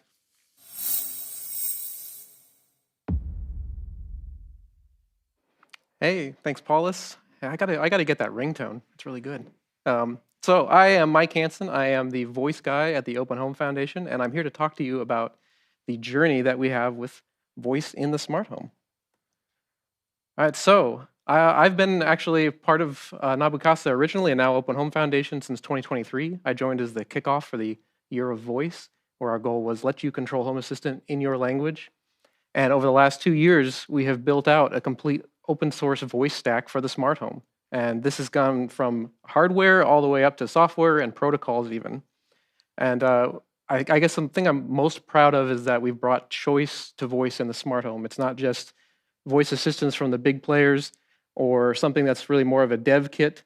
Now we have something that I'll talk about in a moment that is really polished and gives you lots of choice. So our voice stack lets you mix and match services that process your voice. And so it lets you choose where the data goes and how it gets processed. And this lets you do things like having a fully streamlined local voice assistant that you control exactly, all the way up to having something that AI controls, and you can have all the bells and whistles. I'm also very proud of the work we've done with the community. We've had language leaders in our community step up and become leaders for their particular language for voice. So this includes things like translating voice commands and doing beta testing and everything. Lastly, we're also dipping our toes a little bit in the water for collaborations with the industry and academics. For a long time, I've suggested to people that Mozilla Common Voice, that project is a great way to contribute to open source voice, and we're hoping to collaborate with them in the future. So keep eyes out for that. All right, so I'd say the star of the show kind of in our open source voice ecosystem has to be the Voice PE or the Voice Preview Edition. This is a smart speaker, smart microphone that runs ESP Home and integrates very well into Home Assistant. We released this in December, so we have like a release thing that goes over all the little details, all the cool little features and everything. I won't rehash that all here. This is definitely the easiest way to get started in voice today. So part of this is due to the awesome onboarding wizard that our product team designed. This lets you basically discover the device with your phone and a couple clicks, and you are set up and ready to go. And it's even going to help you make good choices on those voice services to get the best experience for what you want to do. People ask me a lot, so Preview Edition, what's being previewed here? Is it the hardware? And no, that's not the case. Actually, the hardware is awesome, solid, and I don't see a big changes coming to that. What the preview is really is about the software. This depends really on the voice services you choose. If you choose something like Home Assistant Cloud, then you're going to have probably a great experience for most languages that people speak, very fast response times, all of that. It's more for if you choose the local options where it can be kind of hit or miss depending on the hardware that you have or the language that you speak, and I'll talk more about that in a moment. The last thing here on my slide, this is something that I feel it should be the standard, but this is kind of unusual, that this is actually your device. So you own it in every sense of the word. You can flash your own hardware on it. You can customize it as much as you want. This is Home Assistant. We do things that other people don't. You can automate all sorts of aspects on it. You can change the voice assistant that actually you're talking to on the fly with a button push. You can have your own 3D printed cases. Nothing's glued here. You can actually just get into it with a screwdriver. And I think for a lot of people, one of the most important pieces is you can actually have a fully local voice assistant where no data leaves your house or goes on the internet.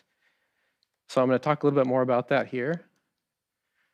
People who know my work know that I started off with an open source voice toolkit called Raspy that really focused on local voice processing on lower powered hardware.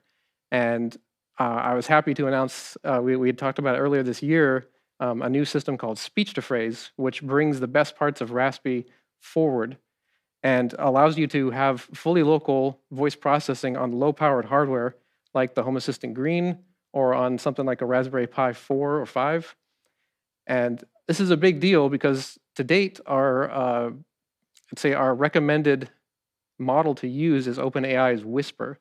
which is a very accurate model, depending on how large, if you use the larger versions or the smaller versions. So I have some numbers on the screen here. If you're running the smallest version of Whisper on something like a green, you can get a response back from it in about 2.5 to 2 3/4 seconds, which is not too bad. But if you have more, steps to your pipeline that are a little bit slower, it can end up being 3 to 5 seconds turnaround for each voice command, which can feel a little sluggish. And so this speech to phrase, which we're improving language support. There's limited languages now, but more coming. Has far faster processing times. You can see on average less than half a second. And the way this is working is it's trading flexibility for speed. So speech to phrase only recognizes a pre-built set of commands, things for turning on lights, setting timers, and all that. The core kind of home commands that we wanted to support. And what's really cool though is you can extend this command list yourself by just adding an automation to Home Assistant. So you can run your cool script with whatever sentence you want. Speech to phrase is definitely faster than Whisper. Again, less flexible. It's not quite as fast as Home Assistant Cloud, and which makes sense. This is a giant data center somewhere versus a tiny little computer, right? But for some people, the speed is part of it, but the flexibility is more important for what you can say, and that's especially important for AI, which I'm going to talk about next. And to introduce that, I want to show a video here from one of our teammates, JLo.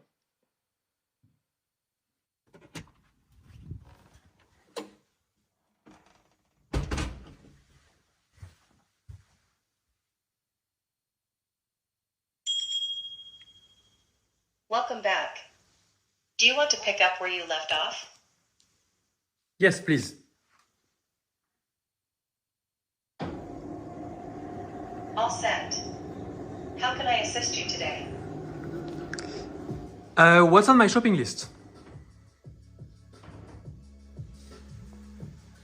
Your shopping list has the following item. Beer. Is there anything else you need? I think I'm going to leave. I'm going to pick up the beer. You're all set to leave. Safe travels and enjoy your shopping.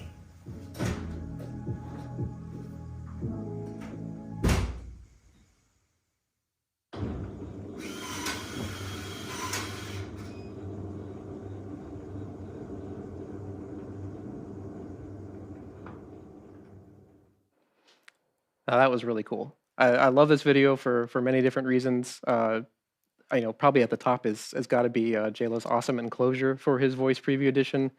I wish I could have one of those. Maybe I should ask him to make me one. And so yeah, this demonstrates all of the different pieces of AI that you can use in your smart home. And I think this is unique to us. This is your choice to use AI. We also support different AI services, things like OpenAI, which I think is what was used here, Gemini, Claude.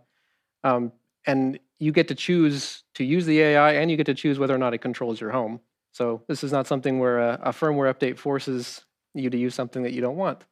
Instead, I'm going to talk about, here's some of the features. One of them, the first one there that you saw when JLo entered the room and it asked, would you like to pick up where you left off, is actually a recent one where you can, from the Home Assistant side, you can initiate a conversation with the user and get a response and actually start a back and forth going with them. The next one is you saw it like turn on the lights and open the shutters and everything. So the AI can control your house. You give it access to the same devices and the mechanism that you do to our regular voice assistant through exposing it.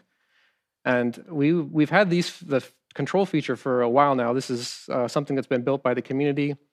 We were kind of early adopters actually of AI in voice, in open source voice. And we really wanted Home Assistant to be a playground for AI in the voice, in the smart home. I would say we've gotten very far. I don't know if I'd say it's quite ready for prime time yet. Models are changing all the time, so something that worked today may not work tomorrow, or may work differently, or the AI may do something unexpected. May turn a device off that you didn't expect, or something like that. I think we're very close, though, in having this ready where it doesn't require a lot of tuning, and we can give some solid recommendations. Also, besides the big names in the AI space, you can also use something called Ollama, which is local AI. If you have the hardware, most people don't have multi-$1,000 hardware to run it, but that stuff's getting cheaper all the time. And I think that probably will be something that's much bigger in the future, where you can actually run these local AIs in your smart home in your home. Lastly, the space is always changing in AI and LLMs, but something that seems to be emerging, at least, is these certain standards for how AIs talk to external tools. This is called MCP, and it's still getting formalized, but Home Assistant is already on the bleeding edge with this, so we can have AIs actually call out and use Home Assistant as a tool. And then on the flip side, we can have Home Assistant expose external tools to the AIs that your voice assistant uses. So lots of things are building up around this, and I'm very excited for it. I'm very excited, definitely, for the future of open source voice in the smart home. And just want to give a big thanks to a number of folks. First off, our language leaders. We could not have done this without you guys.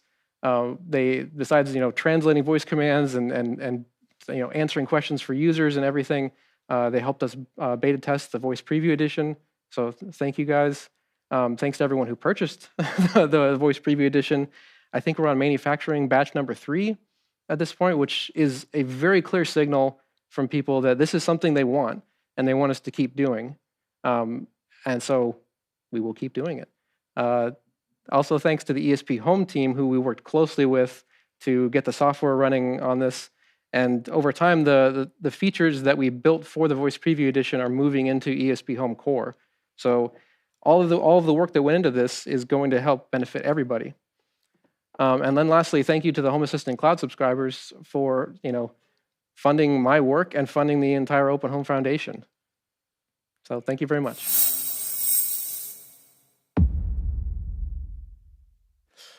Okay, welcome back, Mike. We still have Miranda here. It's time for another Q&A, and a lot of questions has come in. I think the audience is getting warmed up. Oh boy. Yeah, well, there's some good questions and there's questions. And then,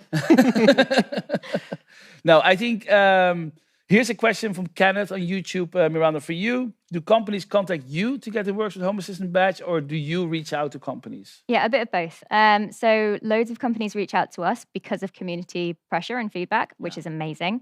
It's such a cool way that people interact, and it really just goes to show the power of the community, that companies will sit up and listen. They'll open up their ecosystems. They'll provide local control when community members ask for it. But also I go out and I fill gaps as well. So like I said, I lurk on our forums quite a lot, and I see what people are recommending.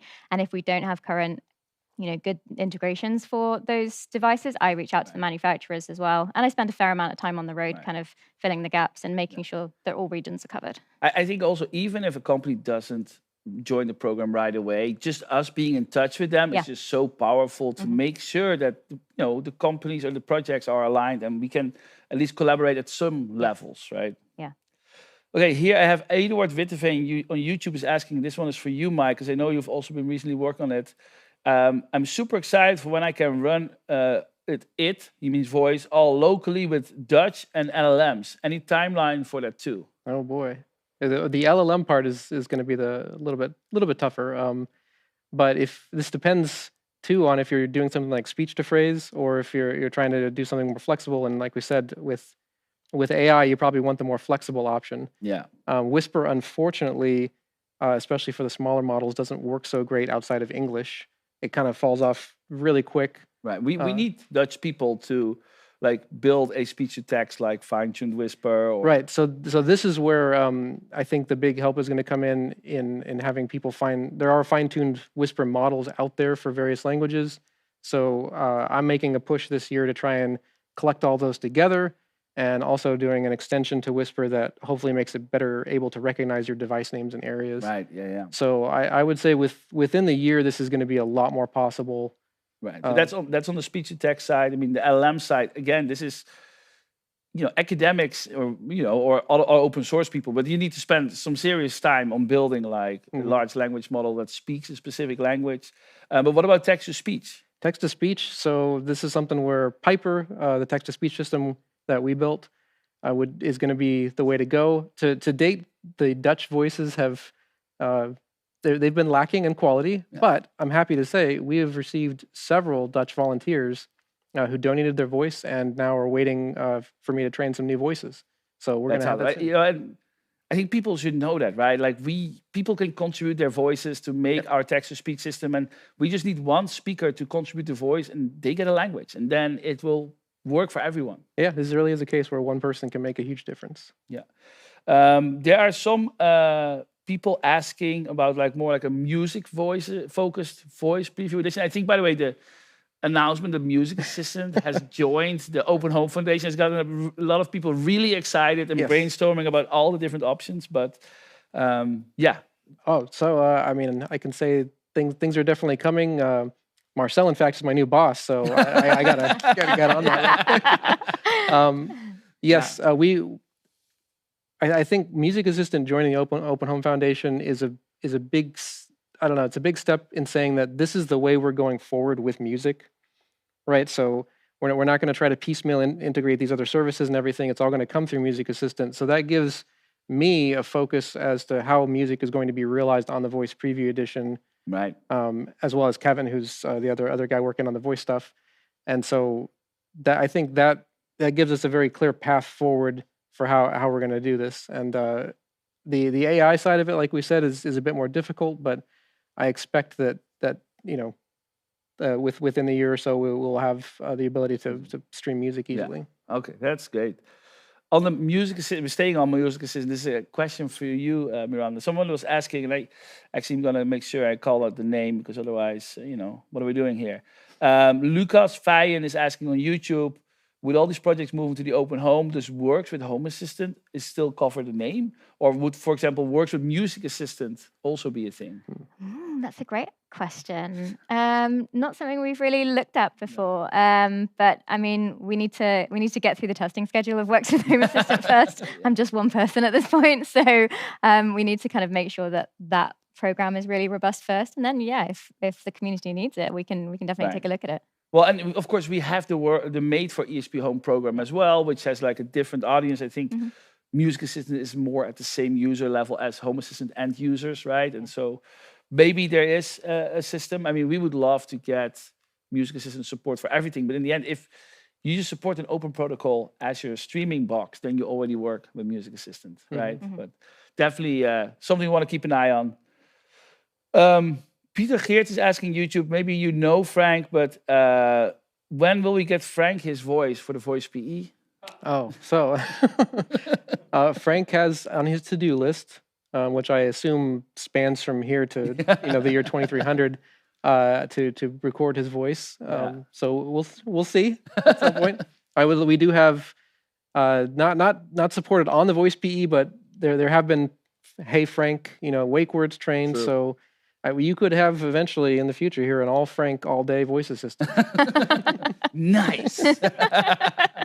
Okay, I want to thank both of you so much. Thank you for all the work you're doing, the passion you bring to your projects, and let's go for the next segment. We actually have a video brought to us by Shelly. Shelly, they just signed for the Works with Home Assistant program. We don't have any devices in yet, but they've been a long-term partner providing a local API, providing a lot of engineering samples to, for example, the people working on the Shelly integration.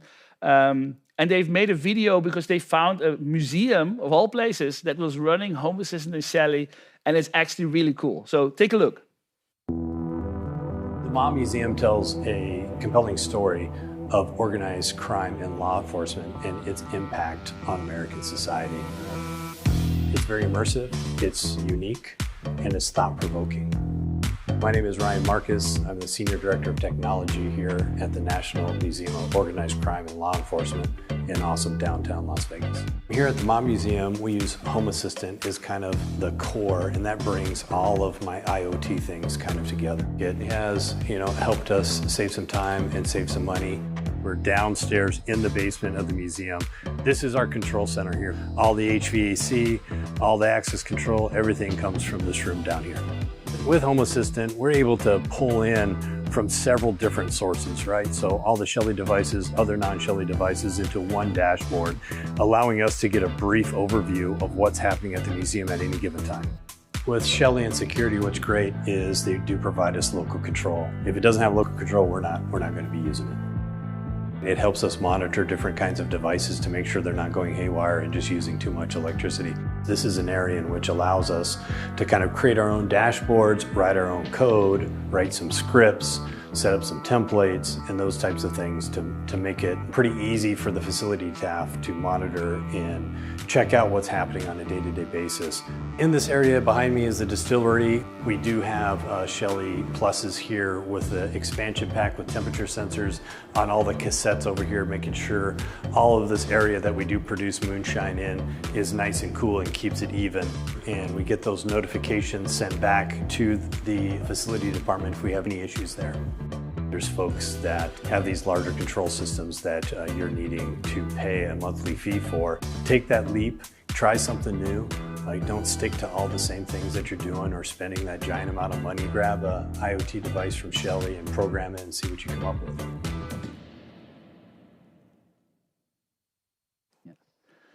All right, that was a sneak peek into Mob Museum Assistant, as Goozer 3000 just mentioned on YouTube. I really love it. We're doing a conversation right now. We're going to have talk about how our values translate into practice. Now, I can welcome back Annika and Frank to the stream. I also have Madelena here, our head of product and design. And of course, you know, when Madelena hits the stream, things are getting very serious. We're seeing, this video, I think it covers a lot of things that are very related to what we do. Of course, it's Home Assistant, but the things he was saying, one of the things was like, he cares very much about local control, right? Like the museum cannot stop working. There's critical things. I thought it was really great. Mm-hmm. Another very good point about local control is that it's private by design. And whenever we have a cloud connection, people actually have to consider, assess, is that cloud trustworthy? And in the user study that we conducted recently, we learned that people are aware that they have to reconsider those choices. Mm-hmm. So they constantly have to watch, are there any news? Are there privacy breaches coming up? And with a local setup, that doesn't happen. Yep. And there's all this local stuff, like the connection can be anything. We have so many open protocols available to pick from, like Z-Wave, Zigbee, Matter is quite hot and common in right now. So there are many options to pick from, right? To get your devices local and get a privacy-aware one. Like the Shelly ones actually are pretty well known for having a good local API. Yep. Like if you want your Home Assistant to be stable and like fail less, like don't depend on the cloud, right? Pick open protocol. Right. You know? Yeah. Like the one joke that we always have is like, if space station have to pick a home automation engine, it will be Home Assistant. It will be Home Assistant for sure. Works in space. Yeah. And that being said, of course, we are not against cloud. I also said in the beginning. I think, the weather station, we always say, like, if you want the weather, well, that comes from a big model computed somewhere else, right? But we try to make sure that when you use Home Assistant, we keep people reminding of why we have our values and kind of steer them in that direction. Yeah, I would say there are good clouds and bad clouds, right? And from that perspective, not every cloud is bad. There are definitely cloud services there where you pay for, and they have like probably good privacy statements and things like that. That can be a viable option. Sure, when the internet goes down, you can connect to them and things like that. But yeah, there are also cloud options there where you have no fees, like the product is almost for free and it talks to it all the time. Like if you don't pay for it, you are the product, right? So that's how it often goes. And if you want a private cloud, you just have to do a lot of research, a lot of learning, and check, is that privacy statement actually aligning with my value or our value? Mm-hmm. Yeah. Especially in this day and age, right? Privacy is very important. You don't want your data to be taken by a big tech corporation and use it for something else. Yeah. So I want to, we talked a lot about privacy, local control. I want to shift gears a little bit, right? Because, there's three values. And, so I don't Madelena, sustainability. What's hot? What's happening? What's the cool things that you see happening? Well, first of all, when we look at the community survey results just now, it's like many of you don't care about sustainability the most, that's fine. And like still have a little gap to go to implement sustainability. So let me explain what that means, right? Sustainability, even though it seems like a very like, greenwashing word or something, but I can make it simple for you, right? Sustainability is to sustain. To sustain means to last long, right? Make our planet last longer, make our home last longer, make the products that you own last longer.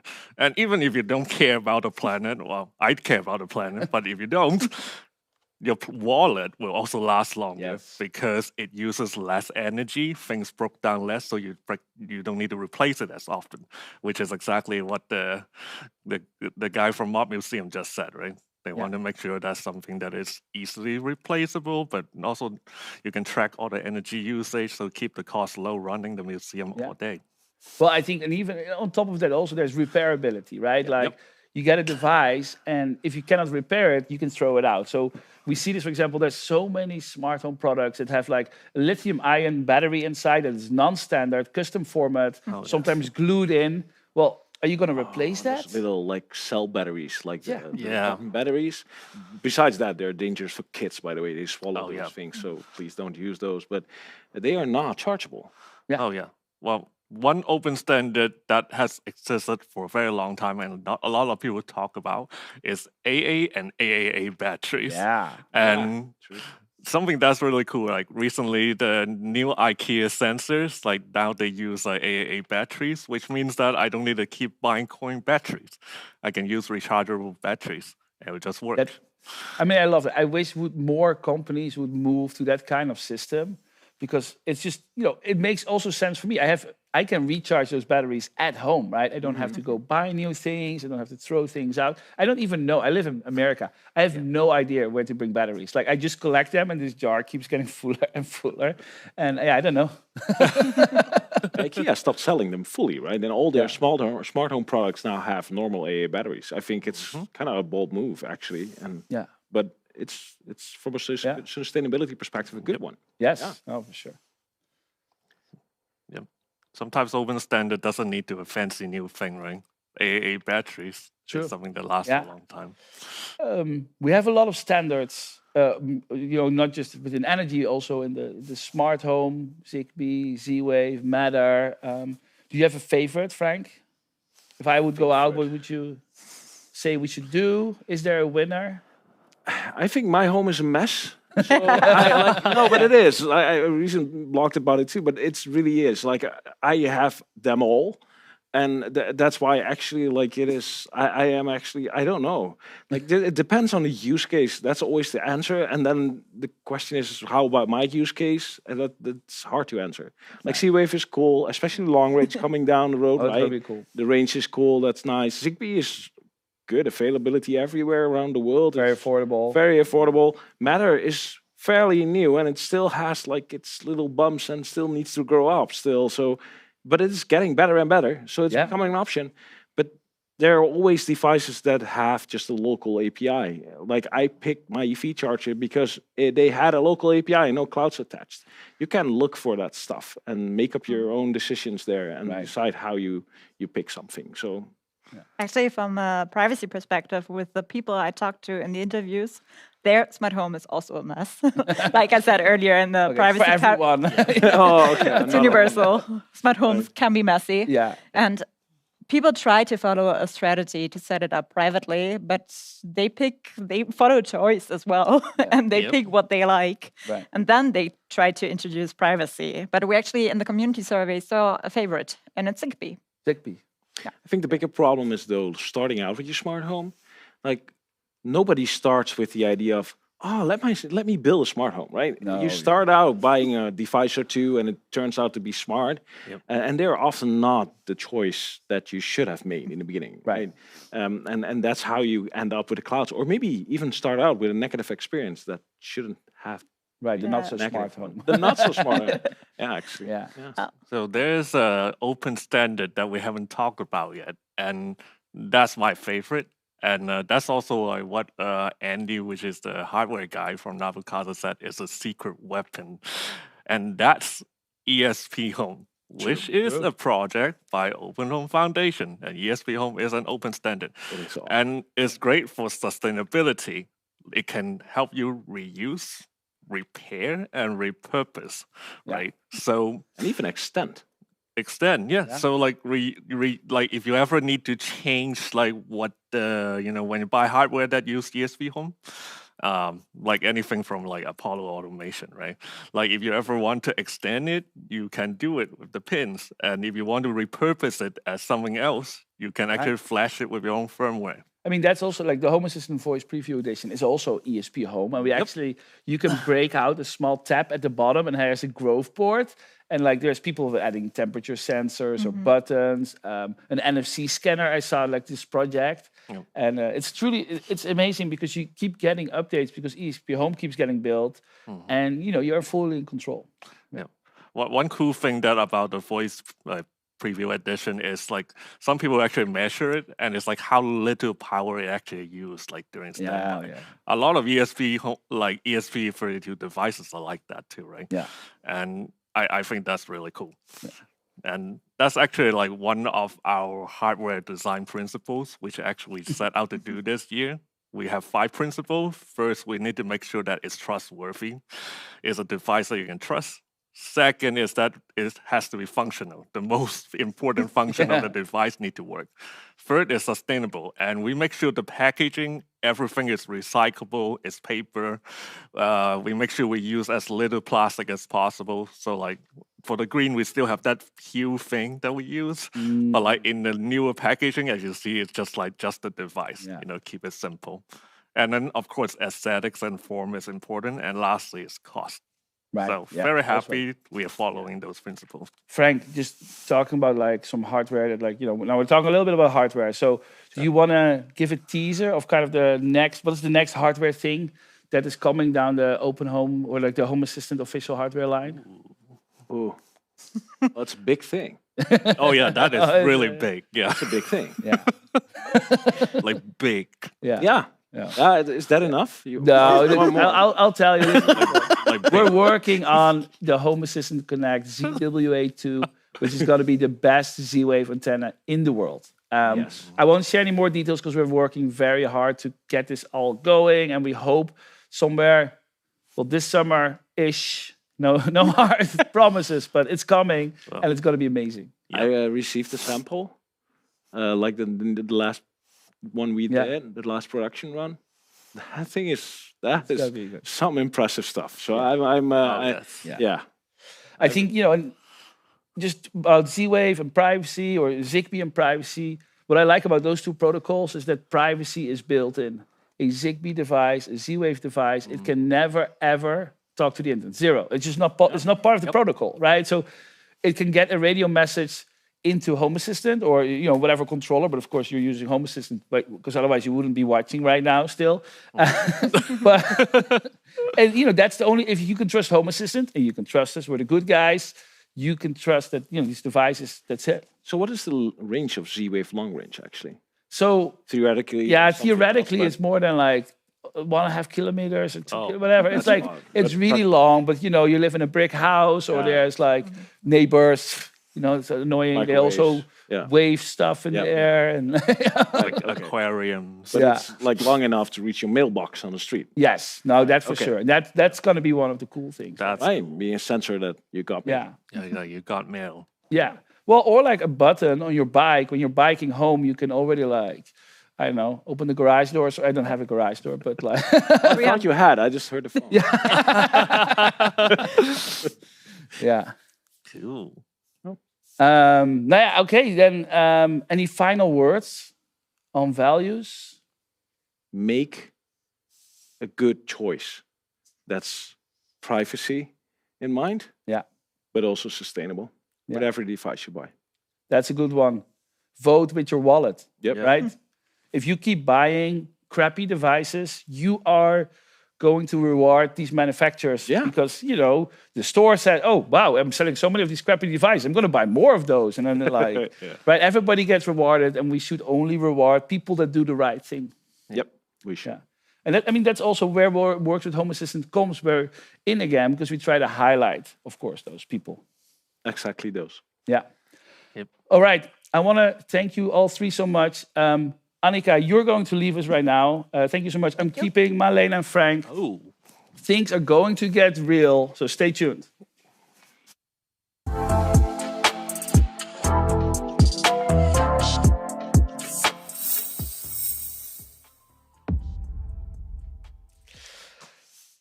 Okay, we're getting into the final stretch, but also I think the most interesting one, and that's roadmap. Oh, and yes. last year we had our very first open home roadmap. It was great, it was amazing. We've achieved almost everything. So I'm gonna split this segment in two. We're gonna reflect on last year's roadmap. Then we're gonna send Madelena to the big desk to announce all the cool stuff. Or maybe it's going to be boring. Who knows? Yeah. Yep. So, roadmap 2024. I think the best feature that we launched by far, by a mile, was you are now able to download your history in the CSV file format. Wait. That was another roadmap. So. That was not last year's roadmap, Paulus. It was also never, ever on a roadmap. Yeah. No. So just a little bit about last year's roadmap, right? We looked through all the feature requests that we have, like the top voted ones. We look at our user interviews, look at all the problems and pain points that our user have, and we prioritize them. Like JLo and I did a lot of work on it. And the theme, essentially what we're trying to do is to improve the home approval factor, and in a few fronts, in dashboards, in voice, and in automation. And we pretty much we hit a lot of the pain points that people have. We check quite a few things from the feature request forum. So to be honest, dashboards. Dashboards is huge. That's D&D. Drag and drop. Yes. Well, it's actually the first time that I'm not a UI person. We know. Thanks, Paulus. No, but I'm more in the automation stuff. I'm more interested in that. So dashboarding and coding in general, right? I'm a developer at heart, but making dashboards is something that's creativity needed that I don't possess. And with this new dashboarding stuff, I can just drag and drop. The tile cards look amazingly good, by the way. Yep. This is even for me. We sent out our area dashboard survey recently, but even besides that, people were saying that previously they never made any dashboard. Now they could just prototype one in less than 10 minutes. Yeah. Oh, that's really cool. Yep. So the other thing that was really big, automations. Automation organization, I have to say, that brings good memories. Yeah, so organization, organization of automations has been a feature request for many, many years. Oh, yes. I've started working on it, what would be by now 3 years ago, on the concept of labels. Yep. And then at that time, Madelena joined, which was really cool because she was looking at this stuff too. And, well, we hooked up with this part and we made it happen. Yeah, we're this is at the top of our roadmap, and oh wow, you already have most of it coded. So what are we waiting for? Let's ship it. So with that, we actually not just made an organization feature, right? We made all the tables changed. We all have these data tables, sortable, fillable, whatever. You can it looks amazing. By the way, it looks really amazing. But it's also everywhere. It's not just automations. We dropped it. Yep. On every single place. The filters are great. Yeah. It's labels, right? Categories, floors. Yeah, you can target them as well. Yeah. Grouping really makes it easy to go through thousands of entities. Right. Yep. So I want to do one more thing about last year because, I see in the chat people are like, "What's coming? What's coming?" No, but the other thing I think is backups. Yep. So that was essentially a feature that is between Open Home Foundation and our commercial partner Nabu Casa, and I think that's one thing that us really want to emphasize is we want to give users choice, and we don't want trick people to sign up for things that they don't need. We want to give users all the information they have and pick the right thing for them. We want them to make the informed choice. And so in this case, when we're implementing cloud backup, we want to make sure that besides Home Assistant Cloud being a storage location, we also make sure that we are extending it for integration and to allow all kinds of different locations as well. Yeah, we don't want any lock-in. Not even. Nothing. For a commercial partner, Nabu Casa, right? Home Assistant Cloud by Nabu Casa is great. If you have a subscription, by the way, you can store your backups there, which is really cool. It's included, right? It's included in a subscription. It's super nice, but it would be so easy to make that the only option. And that's not how we roll. Everything we make extensible by default, right? Yeah. We want to have the choice. Yep. So if your choice is Google Drive, use that. If your choice is OneDrive, use that. If you have a Synology, use that. If you want to do it through all three because you're paranoid to lose anything, do that. Yeah. So it's really cool. Yeah, no, it was great how it turned out. And we see adoption people love backing up now because it's just 3 clicks, you go through the wizard, it's set up, and if ever anything goes wrong, it's right there. Don't worry about it. It just happens. Yeah. Okay, I think let's talk enough about last year. Madelena, you ready? Then let's do 2025 roadmap. Here we go.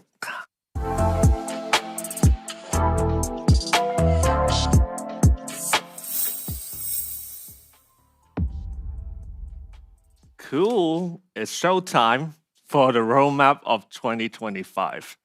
So one thing that we just talked about was Cloud Backup, and that's something that what I really like about is that the Home Assistant project, we are the people that set up the platform for other people to build upon. And that really ties with the central idea of this coming year's roadmap that I'm very excited to show you.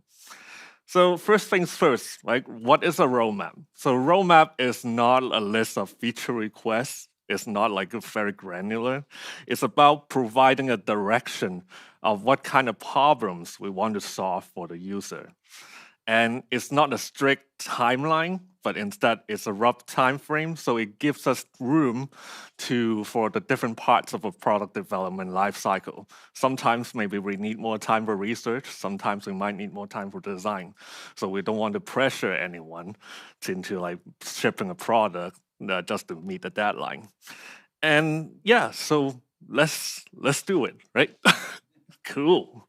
So one thing I want to recap is what is the mission of the Home Assistant project, which is the biggest project within the Open Home Foundation. The Home Assistant project is we want to build the best smart home platform. And by smart home platform, we mean the ability to automate, monitor, and control devices in your home. And we want to make sure that when we do that, it adheres to the open home values, which is privacy, choice, and sustainability. But last but not the least, and actually really most importantly, right, as Frank talked about earlier, is our community. This is powered by our users, contributors, our creators, and our partners. And with that in mind, let's take a look at what we're going to do. So home approval factor is something that we use to describe the adoption of smart home within a household. We want to help our users to build a great smart home. And having a great home approval factor is not just about improving the experience of the person setting up a home assistant, right? The maintainer of a household, they have users too.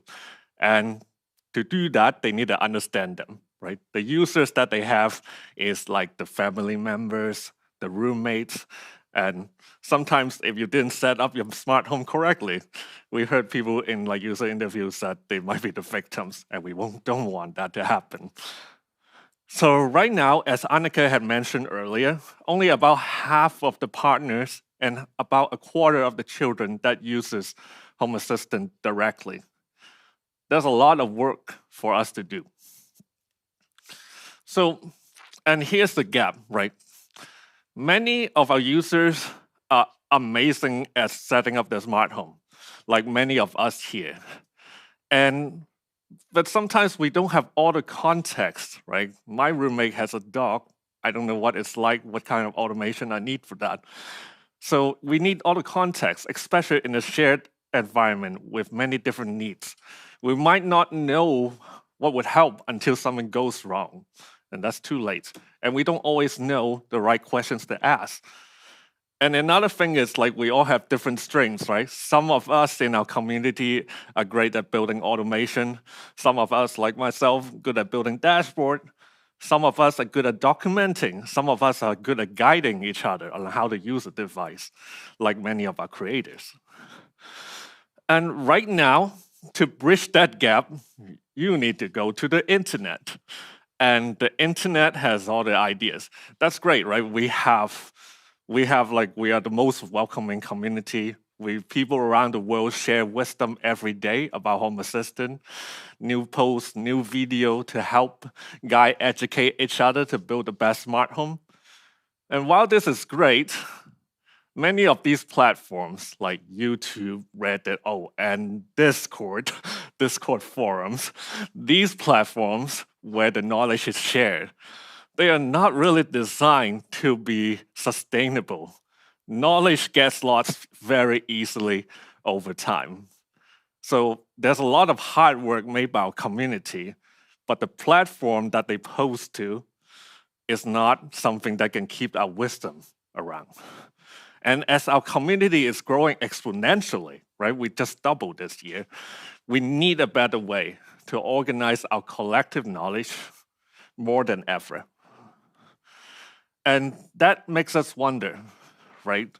We are the most welcoming community on GitHub. We are the community with the most contributors in GitHub. How can we channel this energy and turn our collective knowledge into collective intelligence? Big question. Well, so for the past decade, right, we made Home Assistant to be very configurable in any scenarios. And we wonder, like, can we make Home Assistant to be more proactive and intelligent? Can we help users anticipate, suggest, and guide the development of their smart home and help solve all these commonly encountered users' needs and issues? Some automation is very basic. They shouldn't need to be built over and over again, for example.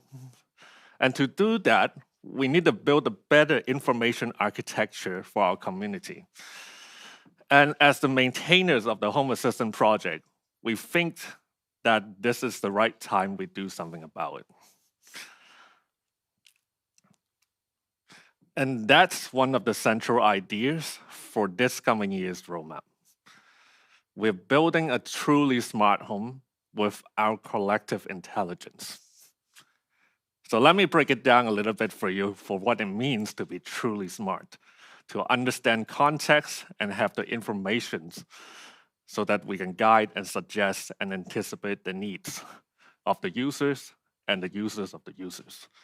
So first is context.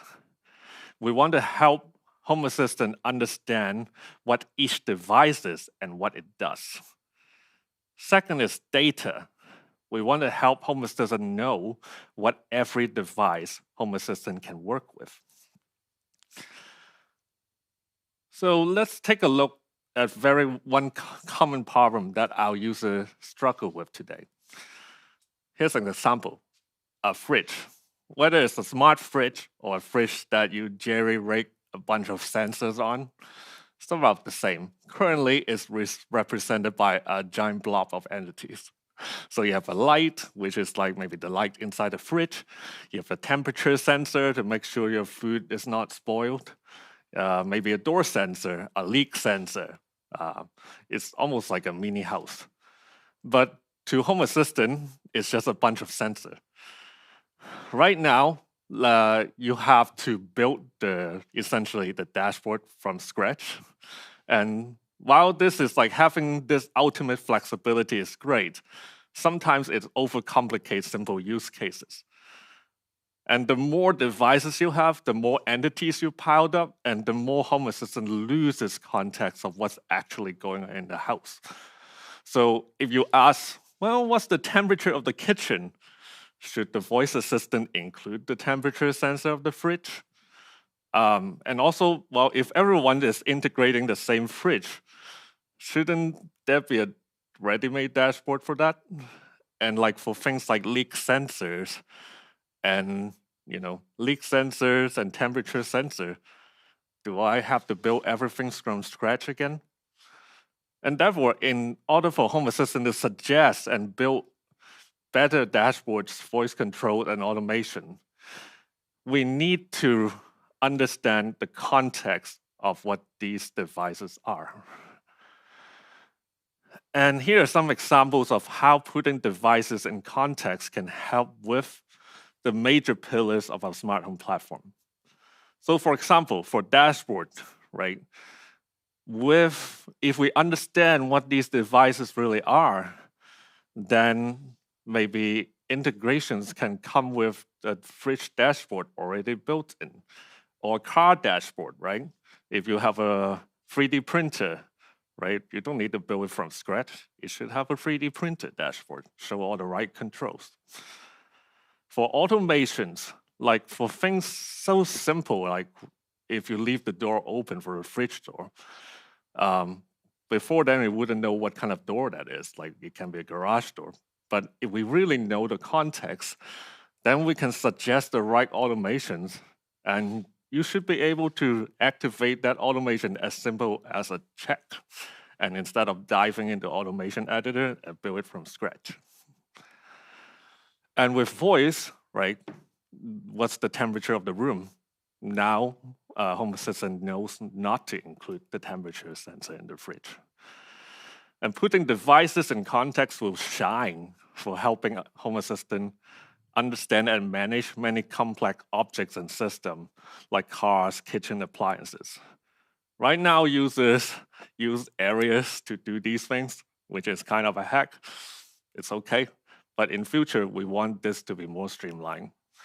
And this will only be possible if we, the maintainers of the Home Assistant project, provide the information architecture for our contributor community to share how devices should be composed through our integrations.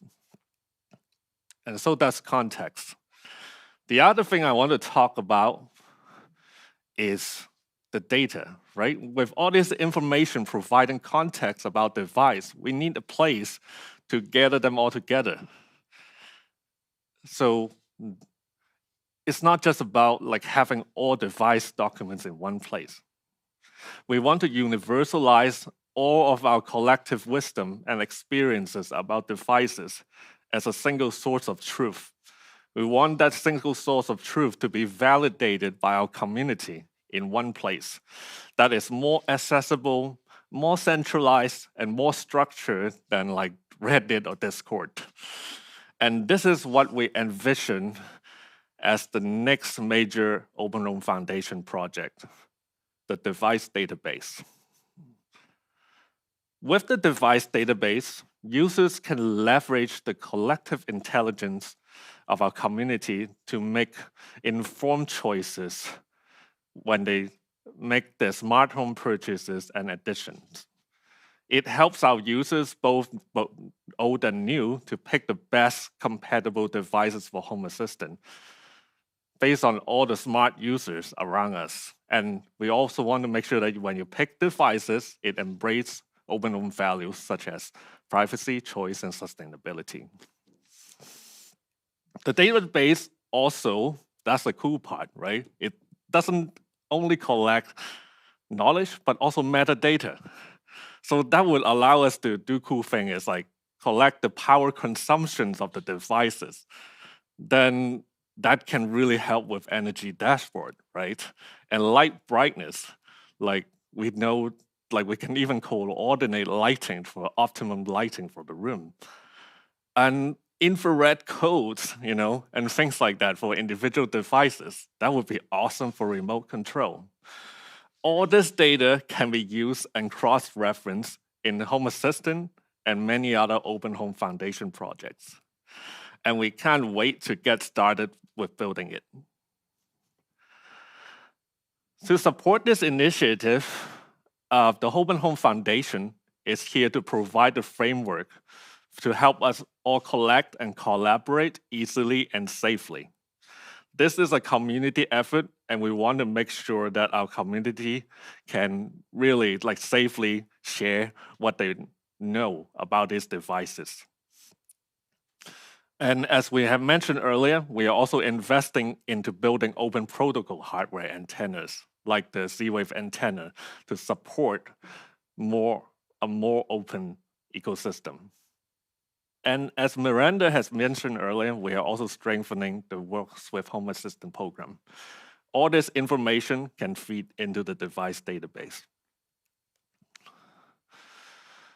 So to recap a little bit, our central idea. Home Assistant can become even smarter if it knows what the devices are and how they're used. And with the collective intelligence of our whole community, we ensure that no smart home maintainers are alone in their smart home journeys. And they no longer have to be experts in everything to set their smart home right and also sophisticatedly. That's something that is really big that come out from our user research, is that setting up and maintaining is hard. We want to make sure that this is easier for all of us. And Home Assistant and the users can learn from each other in this hive mind. And advanced users can still tinker with their system with the awesome YAML. Love YAML. And while everyone else can also share the love and knowledge from the advanced user and make sophisticated smart home all together. It makes all our smart homes, everyone set up smarter, faster, and more responsive to all the diverse needs of our users. And by that, I mean our family members and our roommates. So here's the thing. Right, instead of scraping and collecting a ton of data sneakily like many big tech companies, one thing that's great is that we have the power of community. As Paulus had mentioned, the community is what drives us. Home Assistant evolution is guided by our community knowledge and contributions. So that was the central idea of the roadmap. And that doesn't mean that that's all we are working on. One thing I do want to make sure you know is that there are more items on our roadmap that is a continued work in progress from the initiatives from last year. For example, we're continuing through, for example, to make Assist more conversational, right? Make automations easier to use. These are all still on the roadmap. And we cannot cover everything in these like 10, 15 minutes. I guess I run over time. I hope it's still 10 minutes. But we can't wait to tell you more details in the blog post later. These are long-running, ambitious projects. And we are here to build the building blocks for our community. And we can build something even greater together than what we can all imagine. Open Home Foundation will continue to support our projects and be the steward that steer our community and contributors to navigate the future, the road ahead. So that's all for the presentation, and let's build a great home automation platform that adapts, guides, and empowers everyone with full respect for user choice and privacy. Thank you.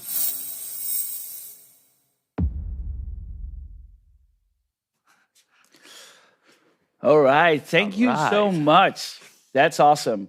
I just, we're doing some Q&A right now. Yep. You know, I think just first thing I want to say, besides it's freaking awesome, is that Clelia did an amazing job with those graphics. Yeah, what's up with the glasses? Yeah, I did think the light bulb looked a little bit like you. It all looks stunning, by the way. So thank you so much, Clelia. Yeah. But yeah, I think there's just to call somebody Jaap on YouTube is saying this sounds like a huge project. It is. It is. And it's not going to be done in a year. It started this year, right? This just like Home Assistant is a huge project. Integrate everything in the world. This is a big thing that will continue. Two ends on this, right? One is making actual kind of devices in Home Assistant. Once we have that layer, like every integration needs to adopt and move, so that will take time. But also the device database, if that's there and set up, it needs to be filled with data. Both are long-running project, which will take a long of time. But the goal and the roadmap of this is building the foundation for it, so we can start filling it up and start moving. Nice feedback from Jerry Wensing on YouTube. He said the home approval factor is the biggest factor of success. Thanks, Jerry. Thanks. Yeah. I saw an interesting question from Dennis Smith's YouTube, just asking it directly to you, Frank. Speaking of all these different sensors shown in the example earlier, will it be possible to build our own virtual devices in Home Assistant itself? So in all this like plans and such, I do have some notes somewhere in my like ideas for building out the factual device in Home Assistant to allow some sort of composite device you can compose out of entities. But then again, like at this point, it's a roadmap. There's an idea. This is where we want to head, and how it's going to look. Like that's up to everybody. Like join in that conversation, by the way, and help us out figuring out where we are going and how we're going to do this. And we have template entities, so you can see there's a path to just kind of throw it all together in like some huge YAML. We'll publish more on the actual working. Yeah, no, of course. I mean, these things take time, right? I think that it's very clear that we're ambitious. We have big goals, and I think that that's what we need to do, right? We have the community power. We can think bigger. We have people working on this full time. We are an army. Yeah. And let's put it to good use. Here is another thing. So not much has come in about the roadmap yet, except praise. So, for example, Brad Cameron said, great to see the ambitious vision. You can do it. Rob Klein Hofmeyer on YouTube is asking, really nice. Will the context database ship with the Home Assistant updates? So, well, the database is not like just a website, right? It's actually really a database, a source of data that feeds into multiple different endpoints. So perhaps in future, the device page, right, in settings in Home Assistant, it can get data from the device database. Right. Yeah. It's updated separately. Maybe it's a live API. Maybe it's. We haven't built it yet. Just saying. Yeah. Now this is the challenge with the roadmap, because everybody's brain is spinning now. We want that. Like, yeah. We want your ideas. That's why we announced it so early, right? We're giving the direction. Then we want everyone's ideas of how to see you want it to be. I have tons of ideas, and I bet everybody has. That's the thing. This is not yet. Well, soon will be the moment, and then we're starting to collect and think together, right? Yeah. Christian Björnerud on YouTube had an interesting idea. I think I want to share with you, Frank. Maybe you heard the idea before. I wish for smart release notes where only the info relevant for my setup is shown. A small system, short release notes. It's really hard because like we have 1,342, 45 integrations. Something like this, yeah. So do you want me, like I spent already 2 days on writing those, by the way, just for the record, but do you want me to write up like specific release note for each integration and then so that like that's not like doable? We could maybe do more with AI and that stuff, but it's hard to write good release notes. Yeah. And I wish I had a better answer. Yeah. So but that's it. Yeah, I think that that's it's not just one integration maps to exactly each section. It's multiple. We try to make, you try to make a story, right? Like it's not a boring document. It's thank you. Piece of art. Thanks. But it's also like often the ripple effect, right? Something small has changed somewhere in the foundation that has an effect on a lot of others. Like it's not always exactly clear how far the ripple goes. So it's complicated. I see like.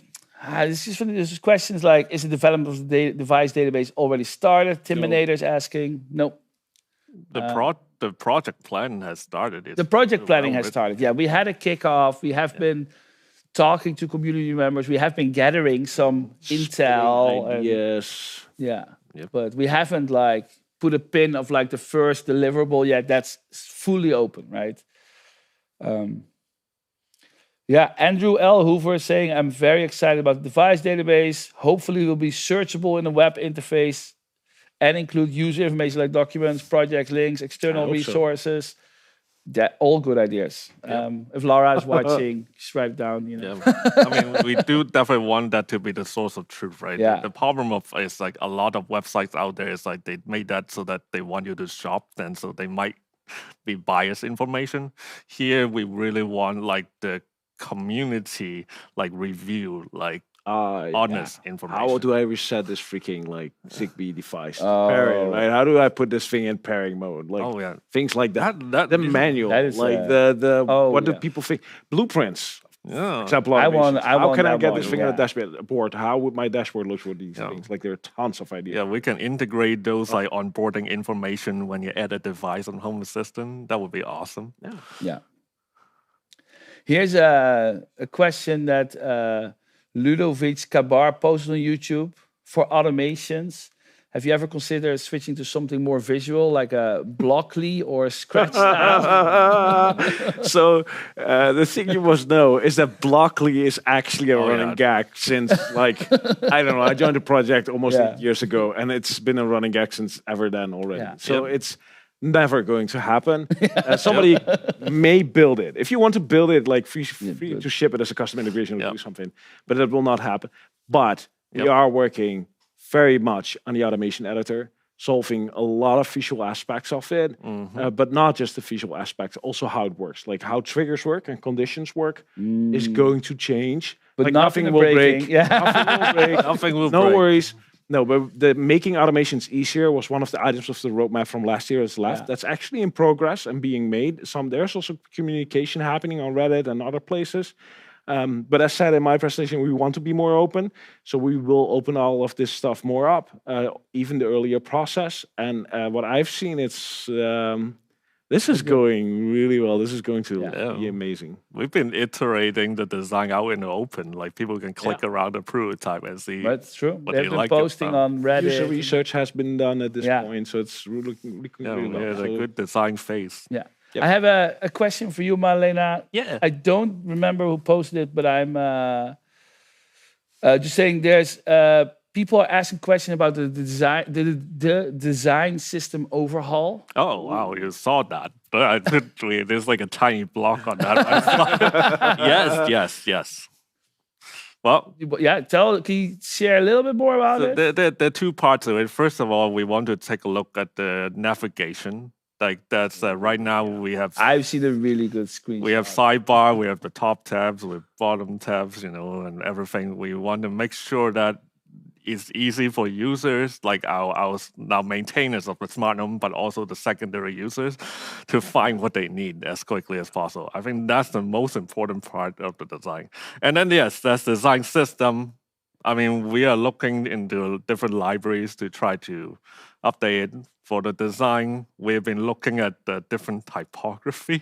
I don't like Roboto. For the first thing when I met Madelena, I was like, how can we get rid of Roboto? Like, can we configure I don't like it. And the colors, like we want to standardize the use of colors so that it's clear what's an error, what's a warning. Yeah, no, they're important. From a technical perspective, we're using the material web design components right now, and those are being in maintenance mode, right? They're no longer being developed, which is most of our UI based on.